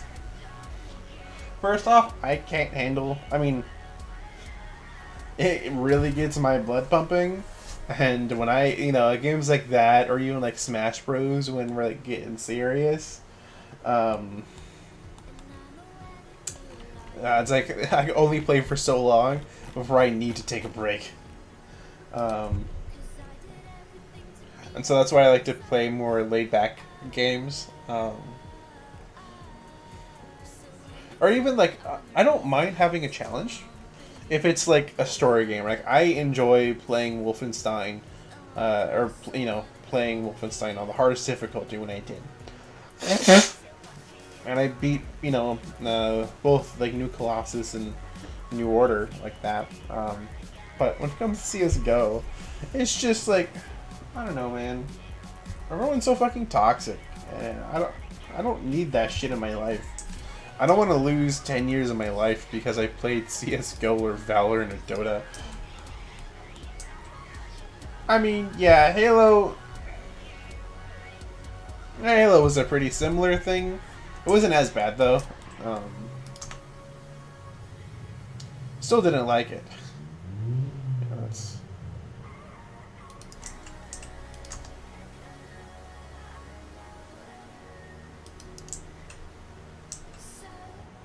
Get away, run away if you want. Ah, no.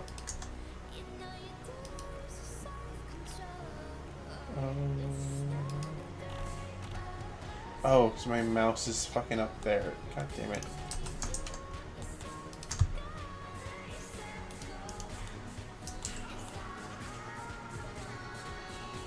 Oh, and I guess I could move this guy backwards.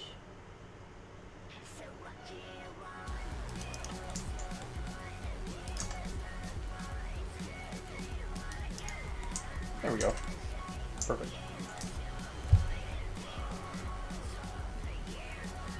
Yeah. What? Yeah. No, that's a good way to put it. Actually, no. It's just that. These pipes need to be moved.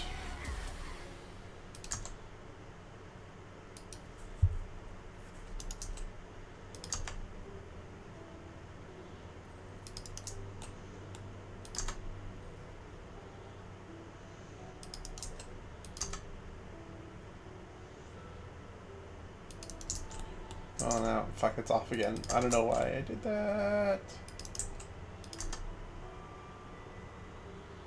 It's cold and it's dark, keeping hold of a spark. They sealed Good enough. away, they were keeping us safe, but as years grew to age, But yeah, like Rust is another good example. I like watching videos of people doing shit on Rust. I'm not gonna deal with that, man. I can't deal with losing everything over and over again. The closest I got to that was Unturned, because Unturned is pretty much like a mix of Rust and like DayZ at the time, right? Those are the two main comparable games, and it was fun, or rather, like I rarely play on multiplayer servers, but I found this one guy,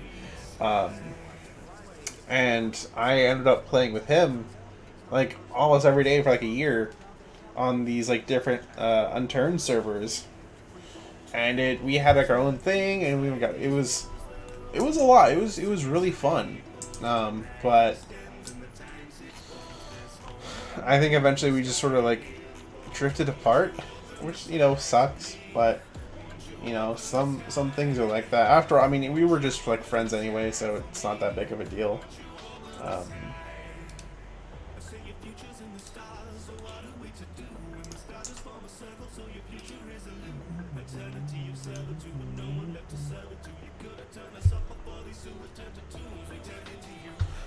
But yeah, I'm trying to think of like what else. I don't know. It's just there's some games where it's like, no, fam, no thanks. I don't need this in my life.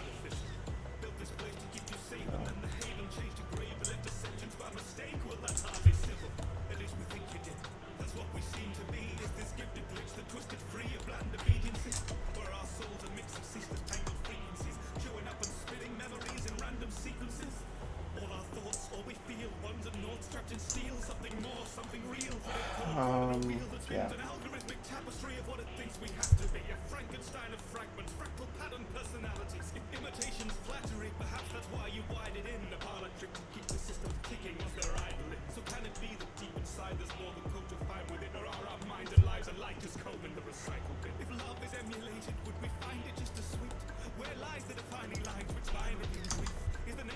Oh no. Okay.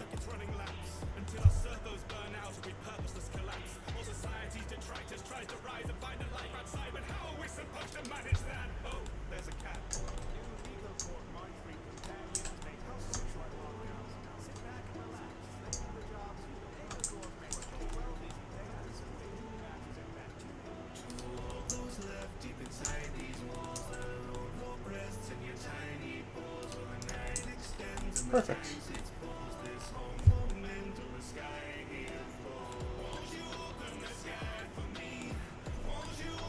So we got the pumps, the filter. Yeah, that looks good. Let me get that saved.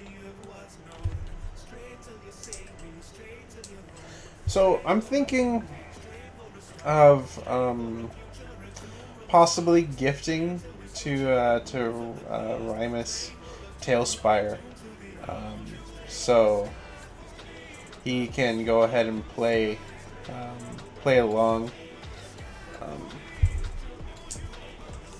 He seems to really enjoy it. I think it's just the way we were going about it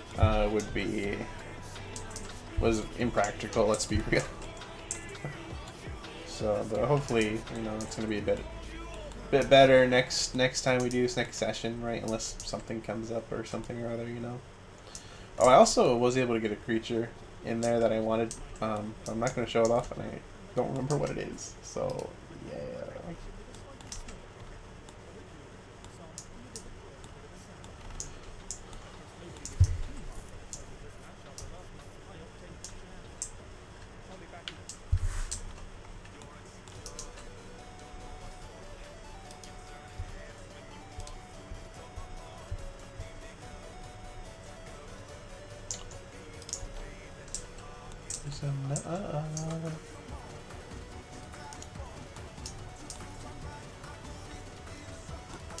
Yeah.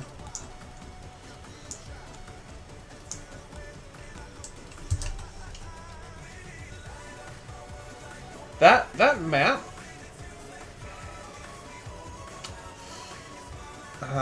I'd say this one's size-wise is definitely a little bit larger. Because the what? Oh, never mind. I think I know. Okay.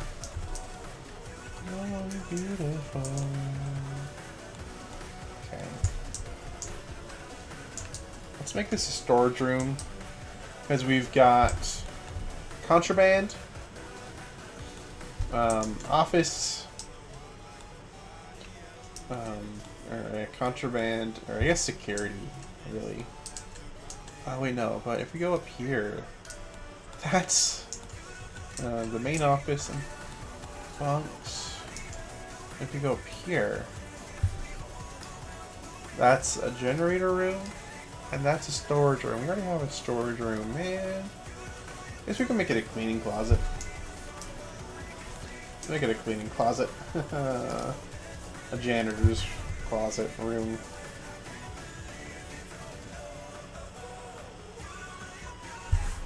Okay, so actually we're gonna go here. Furniture. Let me get a little single bunk.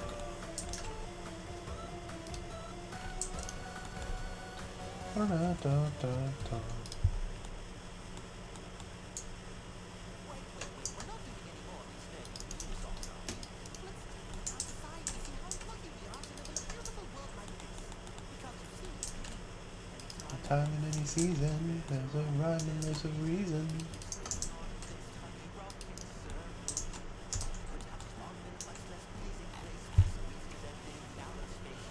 Frozen in the system of a movement. Vanity is young.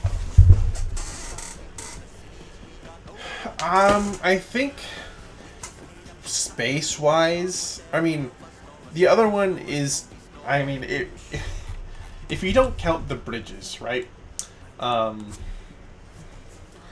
This one's more dense, I think is a better way to put it. Because the other map, you guys sort of saw, like, there's, like, the volcano geysers around. That's mainly just there for setting. Yeah, you guys could go out there, but, like, yeah. Oh, I don't know. I think as far as, like, content, right, this one has more.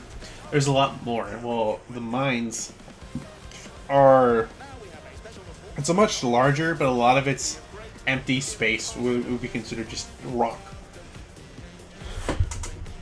Because you've got the landing your guys' cart is at, the main service shaft. You've got the two main paths, or I guess, you know, right? There's the path to the left you guys took, and then another split where you guys entered into the main room, or the other path you guys could have taken. Yeah, and then of course there's the other half of the mine you guys haven't really reached, and then there's the the base where it reaches the valley floor, and of course the entire operation down there. But as far as actual content, a lot of it would just sort of be like, you know, it's like hallways and mines. There isn't a lot compared to this. This is dense. There's a lot here you guys could explore. And who knows, you know, you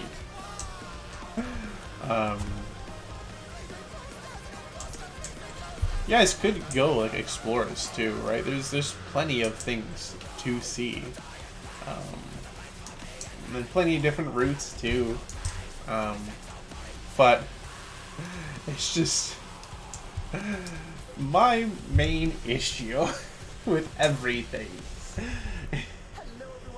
is that you guys don't want to stick around for anything. It's just like, yeah, no, let's dip, fam. It's like with the stadium, it made sense you guys were on a time crunch. That's understandable. Things were gonna go off, and I emphasize this. In the mines, you guys could take 2 fucking long rests, and nothing would change. Another 2 long rests, another 16 hours, things would be fine.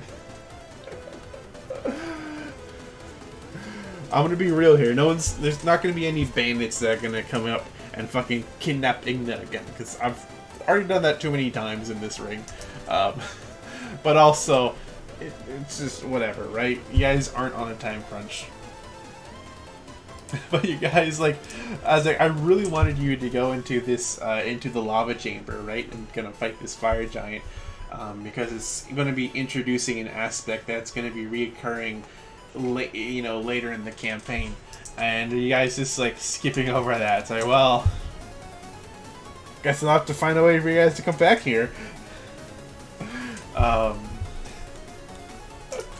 But yeah, you guys literally, hey, let's get to point A to point B, you know. And there's this, and it's like, I was like, hey guys, look at this cool magical statue. You could, you know, check out. It might have something pretty powerful. Who knows what's going on there? You guys should check it out. It's like, well, I believe. It's like, no, not at all. It would be additional world lore that would become more useful in the future for things other people will be doing. Let's put it that way. But as far as the main thing going on right now, it has no impact. You guys could have come back there at some point in time. The map's not going anywhere. Yeah. And also, I know Sire's like, hey, vortex warp. And I'm like, nah. Anything else? Sure. That statue? No, we're not skipping this fucking boss battle. And it's a boss battle. You know, I will say it. And feel free to share or not, Rod. This guy's a beefy boy. And he has a lot of abilities too, and he has legendary reactions. I might change his health. I might. Or maybe not, because it's 4v1, and you guys are all going to have to turn to, like, a rag on him.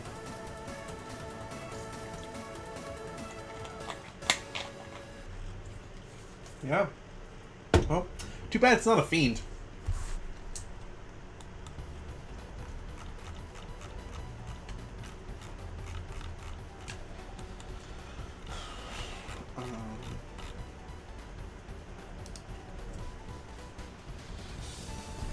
I guess it's more like a beast. It's a magical, like, guardian. It's no fiend.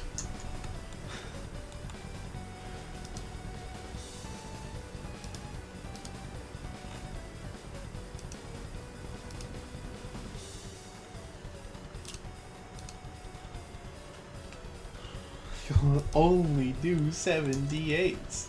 But how long does that last, eh?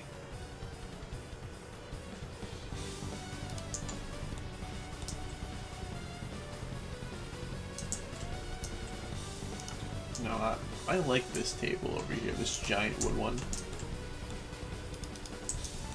Plus, it comes with a free book. Spices things out. Plus a d6. Yeah. That's if you hit, though.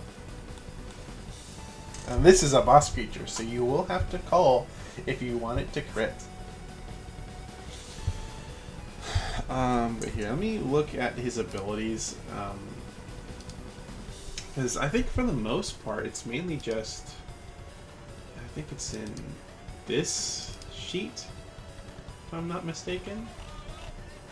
No. Wait.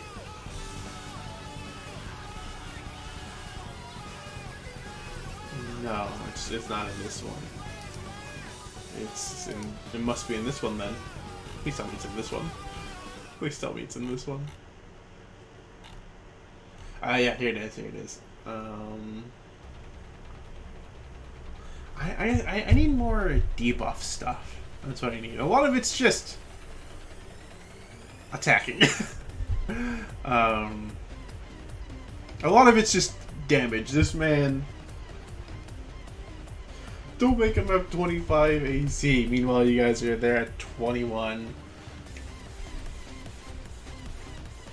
No, I probably won't have him... He's not gonna have like a super high AC like a Tarask, but he will have some stuff that is gonna act like an additional layer of protection. I'll put it that way.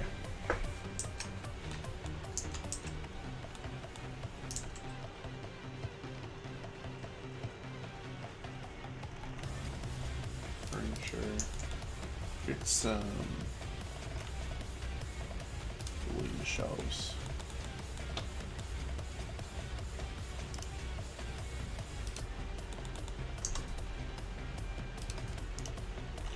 And then I think it's about 8 containers actually that I need it.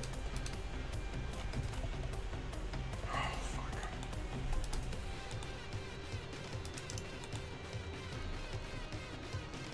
No?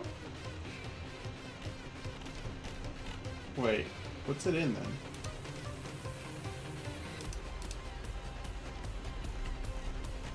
Oh wait, it might actually be under Misk Interior.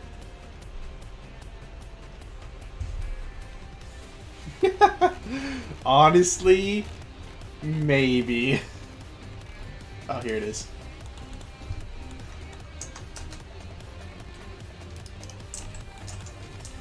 I mean, because, like, you guys have faced a lot of anywhere between 50 to, like, 80 health creatures, and you guys are able to go through those. Like, the mountain bandits you guys faced were all, I think, like... Well, they varied, but anywhere between... I think, like, the ninjas were weaker. They were, like, at 50, or maybe 60, but a lot of them, like, are, like, 80, right? And you guys were able to take care of those guys within a couple of turns. And so, you know, theoretically, if you guys, you know, all are focusing in on this, you guys should be okay. But he also has his legendary reactions, I guess.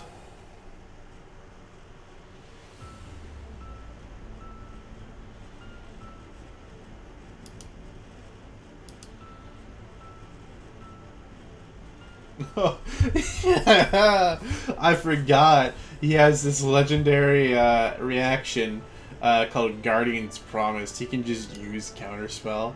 You guys are gonna be fucked. Forgot about that. I was like, does this guy have enough health? And I'm like, oh wait, he has these good abilities. Never mind.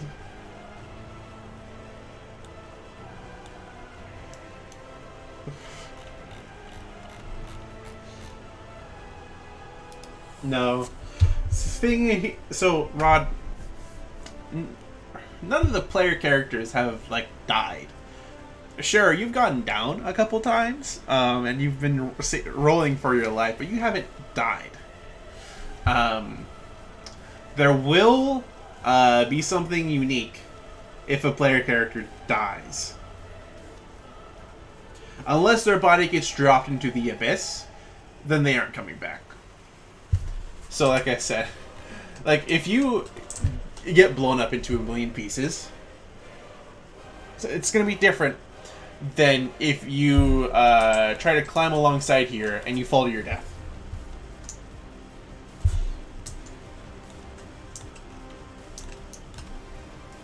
And that doesn't go with just you.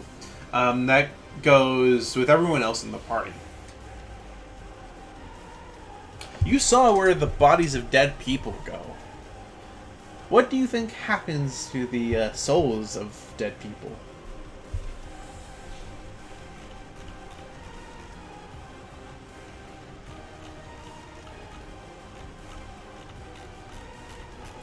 Because they use it for more than just than money and power and weaponizing it.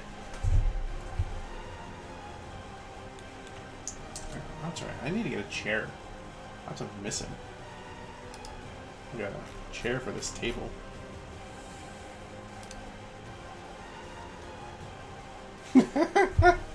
Look, man, I'm just using it as an example, as the feasible way your characters would fall into the void. So I'm trying to think of like a way it would happen. Because you guys aren't just gonna be like, yeet, right? I mean, I guess you guys might get up here, and there might be some dude who like pushes you, but even then, there's these like railings and merlins and stuff. A lot of it's safe, right? I made it hard for someone to get thrown off the edge here, so.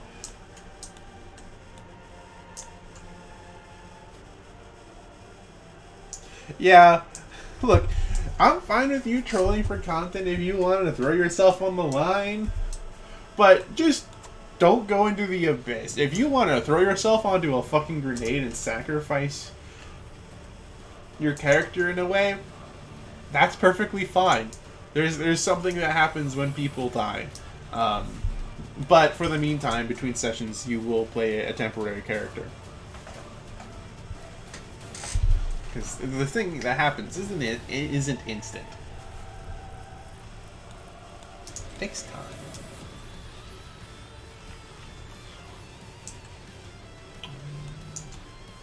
I guess I could get a little rug.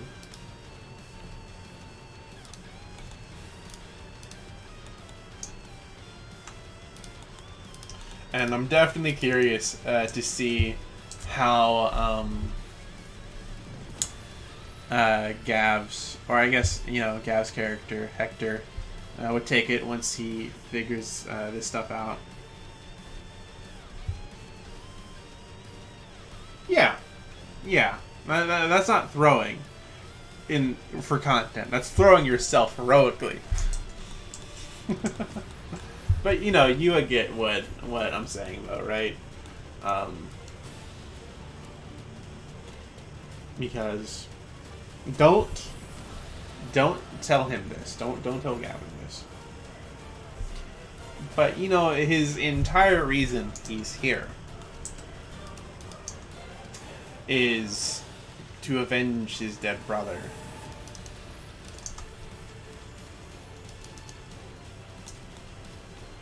And something happens after people die. I mean, the main thing is their body gets sent to the yard, and something happens with their soul.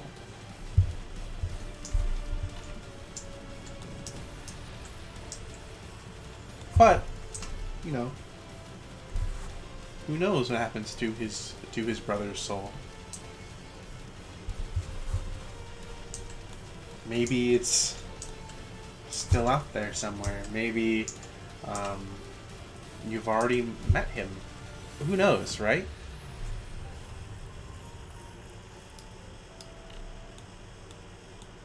Or maybe now it's a her. Something to think about.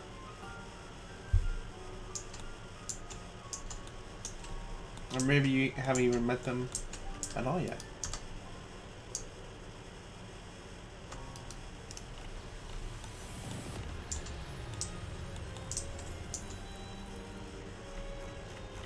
Remember, don't tell him this.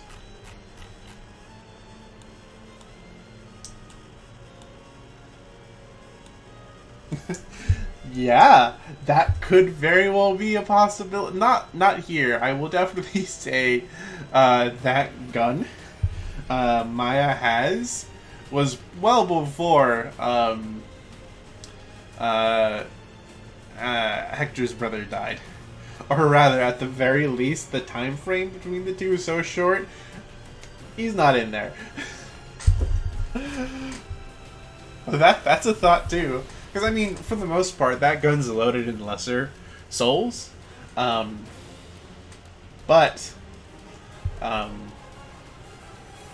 you know, you could theoretically calibrate it and get it adjusted for it to shoot human-sized souls. Yeah. You know, of course I'm going to make it a little spicy. Like I said, don't tell him this. Whatever happened to his soul, it's not in a gun, okay?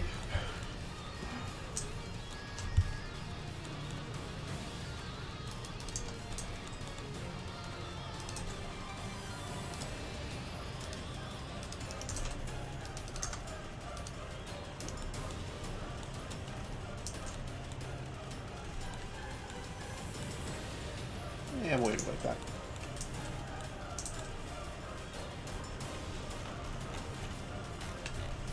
I mean, I know exactly where it is. Because, of course, it's going to be spicy. Like I said, don't tell him any of this.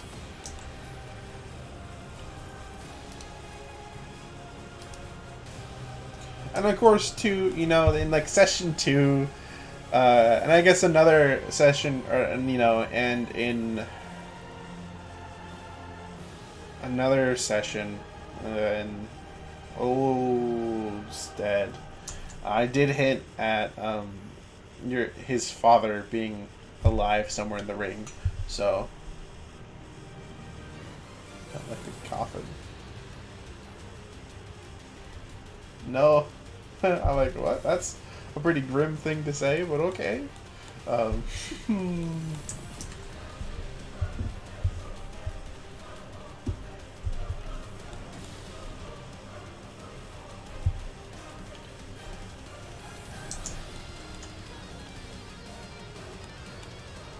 guess I can make this like a baths.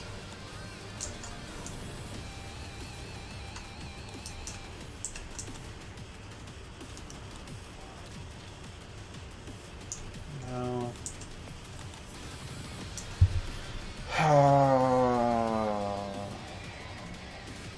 I'm so glad I have so much less space to work with than the palace, because the palace is nice. Don't get me wrong, but like, God, I'm running out of ideas. Oh, we got those two rooms. This one I'm gonna make like a throne, not throne room, but you know, like a royal room. And then we got all of this.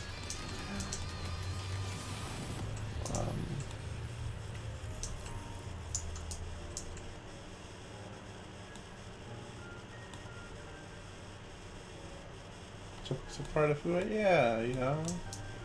Yeah. We've got what? 6 days? Right? Probably a little bit longer because you have to hear about it, but you know.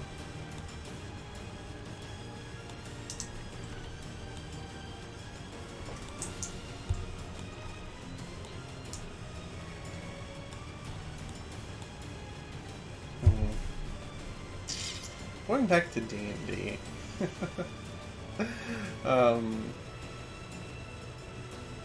Yeah, there's, I guess mainly for Hector and Valisar, I already have some stuff planned out for them, because they have a, you know, pretty deep backstory, right?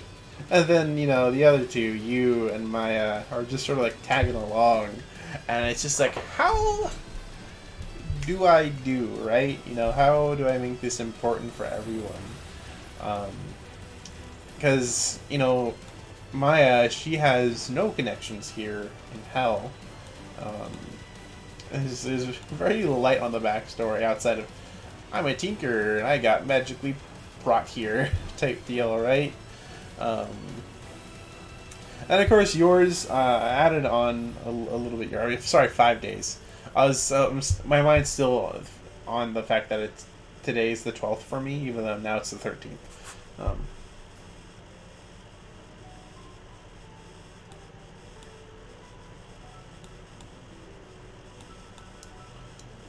Okay.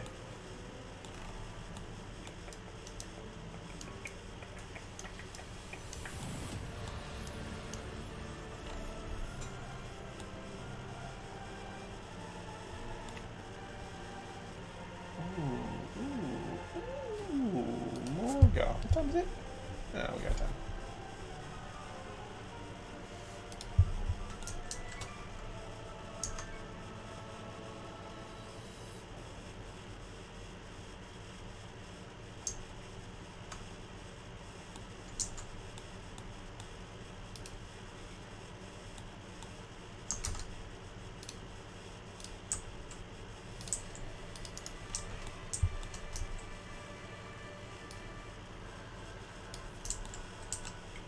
Oh, that's cool.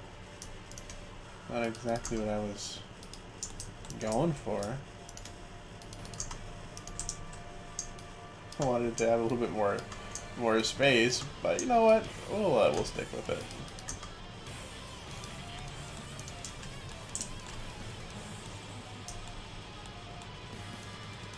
Welcome back.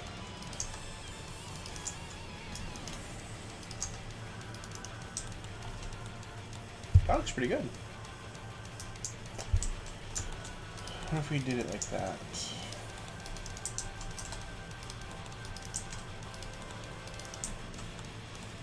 No, we want it the other way.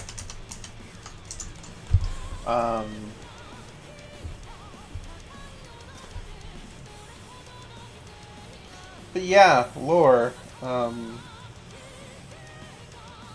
Yeah, I've got some stuff already planned out for Hector and Valisar, and then of course, you know, we've been playing around, expanding your backstory a little bit with the turncoat, and then also adding, I guess, too with Daphne. I guess one of the things I like about D&D, right? Don't get me wrong. You could have like your well-structured lore and everything. But it's also nice having a bit of improv and adding in characters to where you guys would probably know, but also at the same time, it's like super niche or whatever, right? And Daphne being one of them, it's like, yeah, you know what? Let's make this a core character. And I created a... that would stick out, wouldn't it? Yeah. But I created a... yeah, I mean, you saw the AI image I had for her. She was... I guess is... or no, yeah, I guess was. In the war, she was like a... sort of like a Spec Ops type deal. Until she went dark. And now the fact that you guys are hearing of her again... definitely makes it a little bit interesting. Ooh, you know.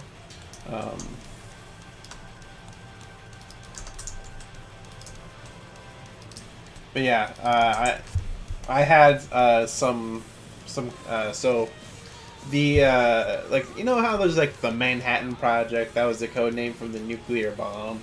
The Fiends sort of had the same thing, right? Because this was a full-on war that lasted for years.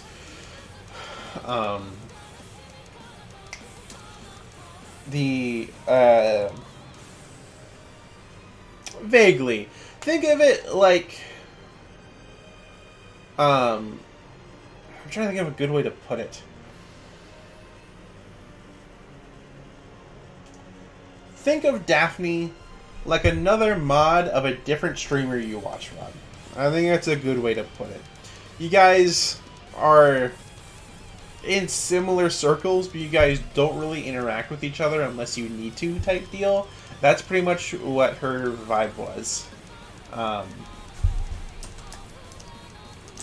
She was one of like the many I guess she ran one of the many informant, intelligence teams. She was like one of like dozens, or I guess no, like dozens of leaders. Probably like one out of like a couple hundred. But yeah, she went missing one day. So she went missing on getting info for a project called Prismatic Winds. And for reference, Rod, the turncoat, she was originally, because like she was originally working for the Fiends, right? And then she decided to say, nah, fuck this. She was the project she was working on, which was later become Soul Powered Weapons, was Project White Winds.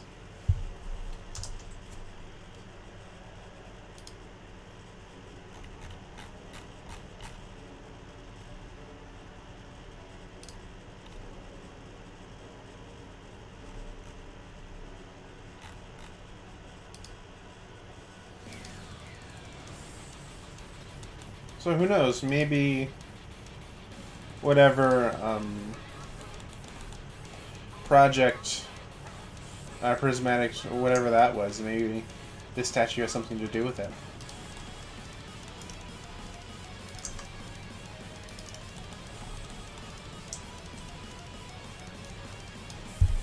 Those guys look way too small for that. Here, what if I were to go? I mean, I want like gargoyles type deal, you know? Or how about be it a floating suit of armor?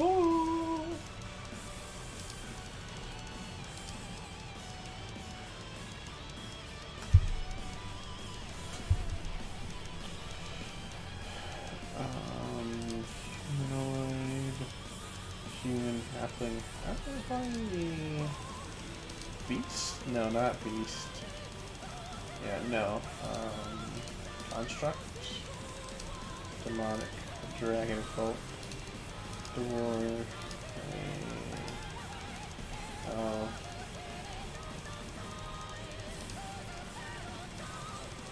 Is there no like guard? Oh, here we go.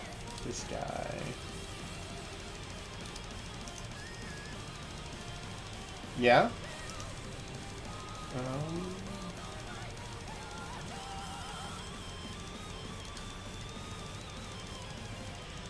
No.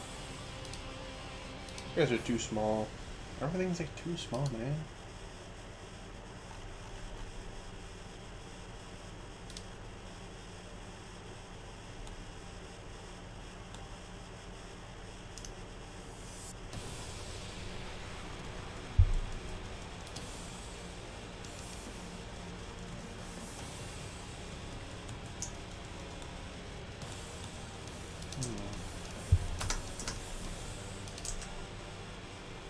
Oh, it's like a traditional harpy. Nice.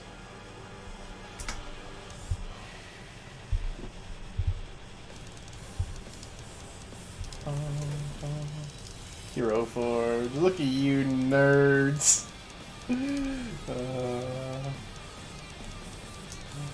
Man. Look at you go.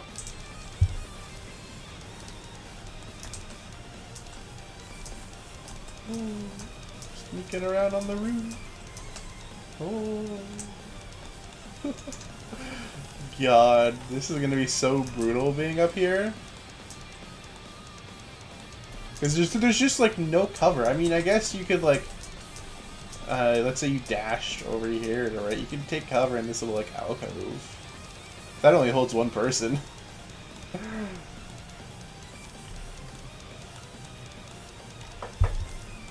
And of course, I mean, whoa.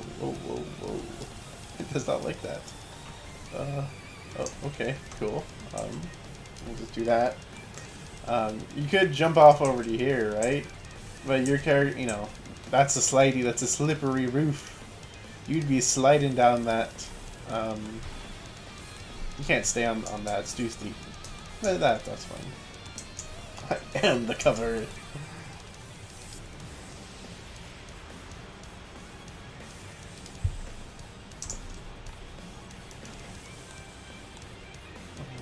the law. I am the law. Speaking of, I need to get some more Hero Forge guys in. Like I need to get some more generic knights.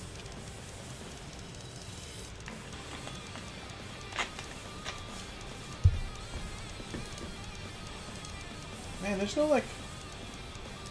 Alright, hold on. Who the fuck is this guy? Little Beetle Knight? Beetle Knight dude?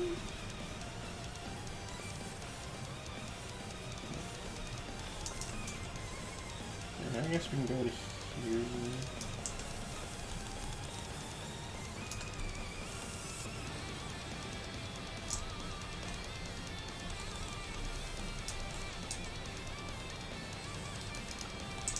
Put a single statue here. Make it interesting.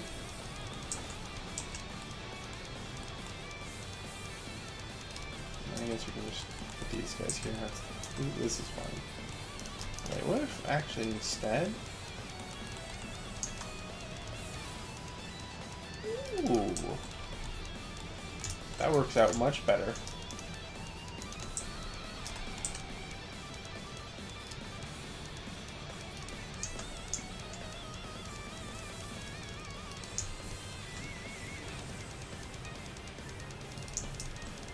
And you.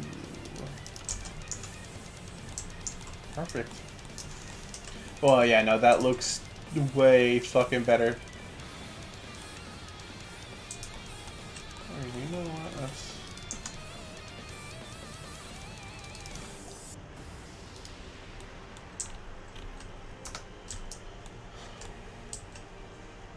But no, I'm excited to see how things go.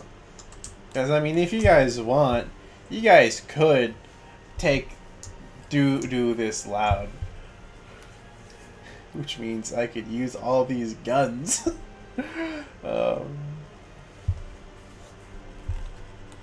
Remember, I mean, I guess you guys could technically ditch Igna if you wanted to, right? That's always an option.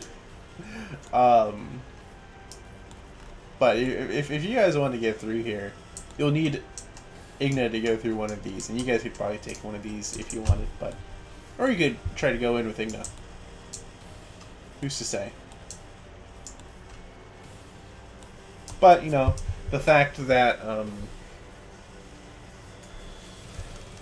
the king is missing, so the entire ring is on lockdown. This place isn't going to be open to the public, although there's going to be a lot of carts, you know, carts.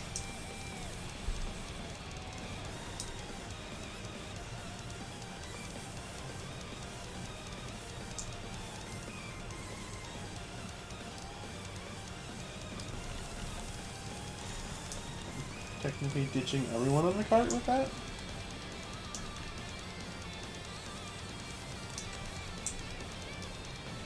What do you mean, just like... Hold up. I'm confused. What do you mean by technically ditching everyone on the cart? You mean like the other party members?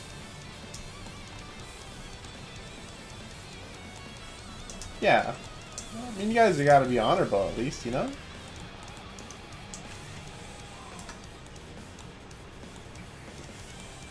I mean, yeah, fair. Righty. Righty's just been vibing. Ooh, ooh, oh, I just thought of the perfect thing. Fuck, what's it under? What's it under? Decor. Here we go. These guys? This man's gonna have a little flower bed. Nice little flower bed.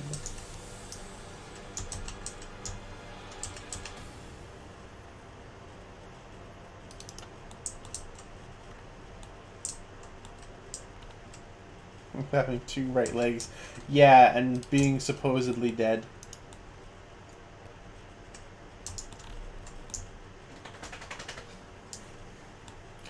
Oh, so you guys might have to come out here for a fight.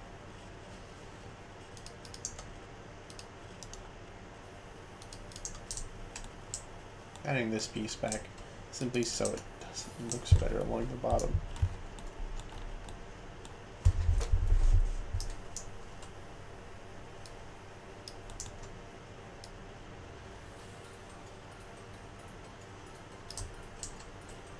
But yeah, once we reach here, oh, there we go. I'll probably take a little bit of a break. That way I can work on some second ring stuff. Because I have like the lore and everything down. I just haven't created anything specific for it yet because I've been focused with all this stuff. Yeah, exactly. He's been dealing with the pain.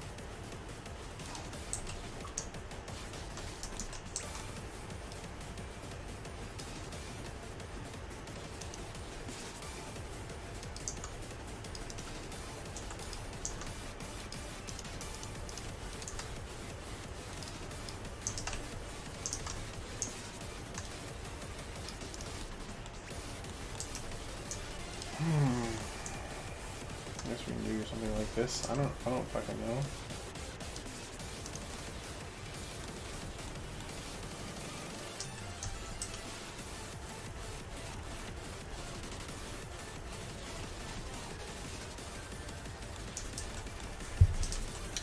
So rooms we've got security, front office administration, bathrooms, the pipe room for all the plumbing in the bathrooms and all around. We've got a dormitory for like soldiers. We've got front admin, head honcho. We've got the elevator, and then of course we have a generator room. Oh, that's what I should make that room, another generator room. Okay, never mind. I was like, what am I going to make this? I'm like, I know exactly what I'm going to make it. Power room. Who doesn't want another generator room?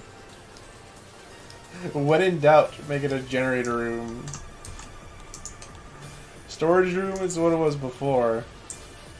Yeah, that's on my clipboard.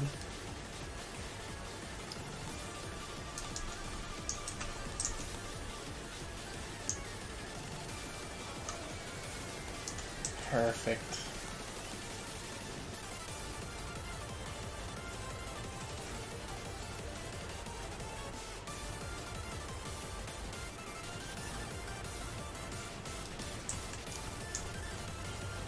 Oh, was there a gap with that one?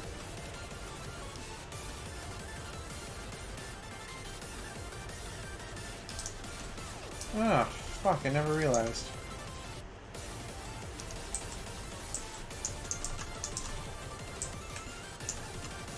Oh, shit.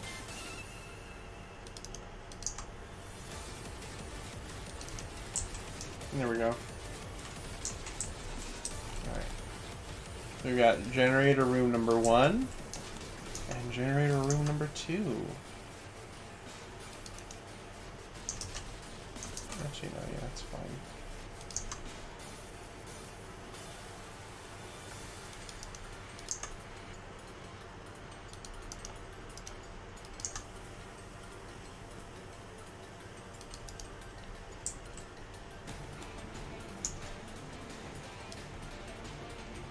I should get like a sign or something to say that it's a generator room, like warning, keep out type sign.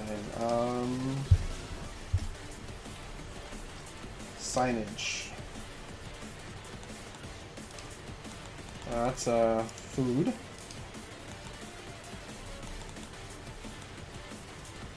That one could work. It's a little bit hard to see though. We get that guy. Let's get this guy. Signifies the generator room.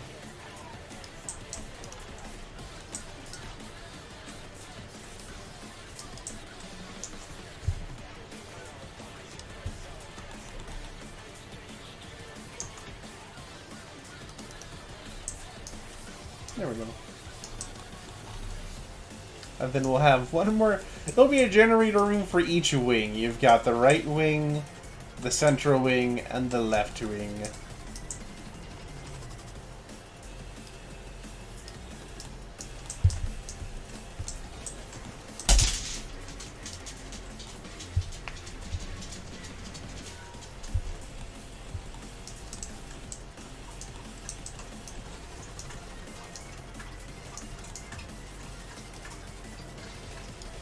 Oh, you know what?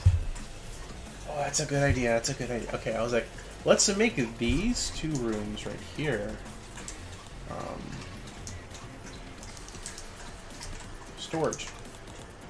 And I'm not just saying this to make a fun thing up. This is supposed to be a shipping depot, right? Why not make these indoor storage areas? Duh. Yeah, it looks exactly 2.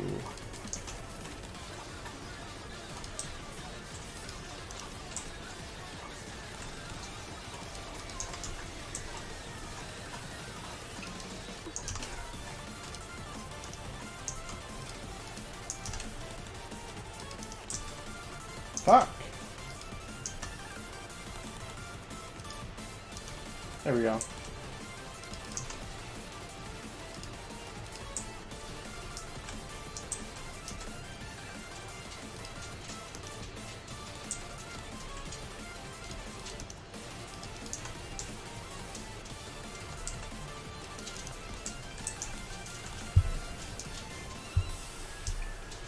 Get some nice wooden floors. I love me a rural tile set.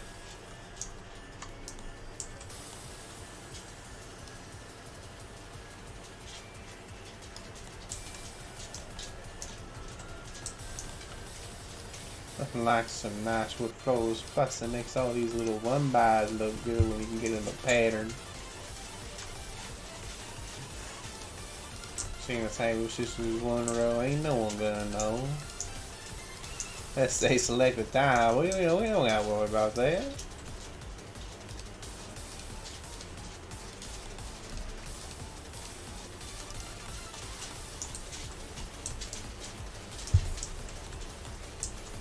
Okay, so let's go ahead and get like another pallet or 2.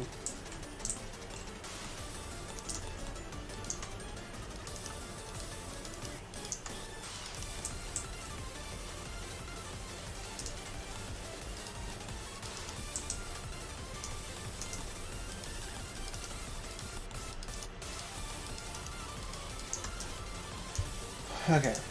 Let's go and do another one right there, and then we can do one right there. Is this like the same layout? It pretty much is. You know what?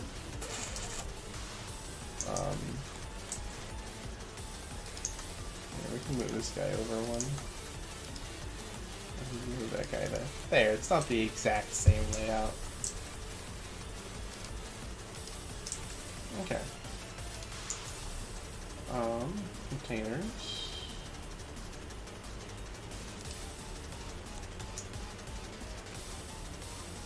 Chest. Guess we could do chest. No, we want to get crafts and treasure. That's what we want.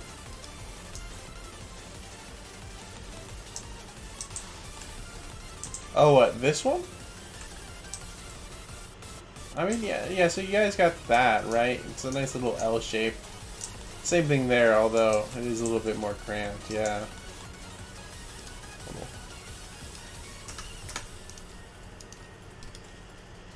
Sweet. It's the right way.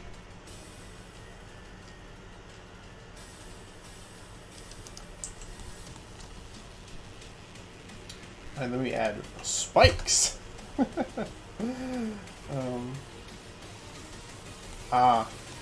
I mean, I guess so, yeah. It's a little bit more awkward, but I'm gonna be filling up with crates and all. Good old crates and barrels. Can never go wrong with them.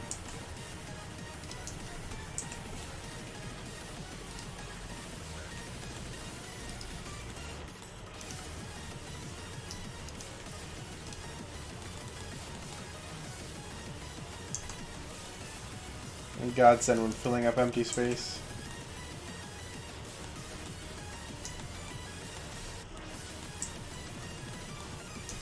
But still, oh, I see what you mean. I see what you mean. Like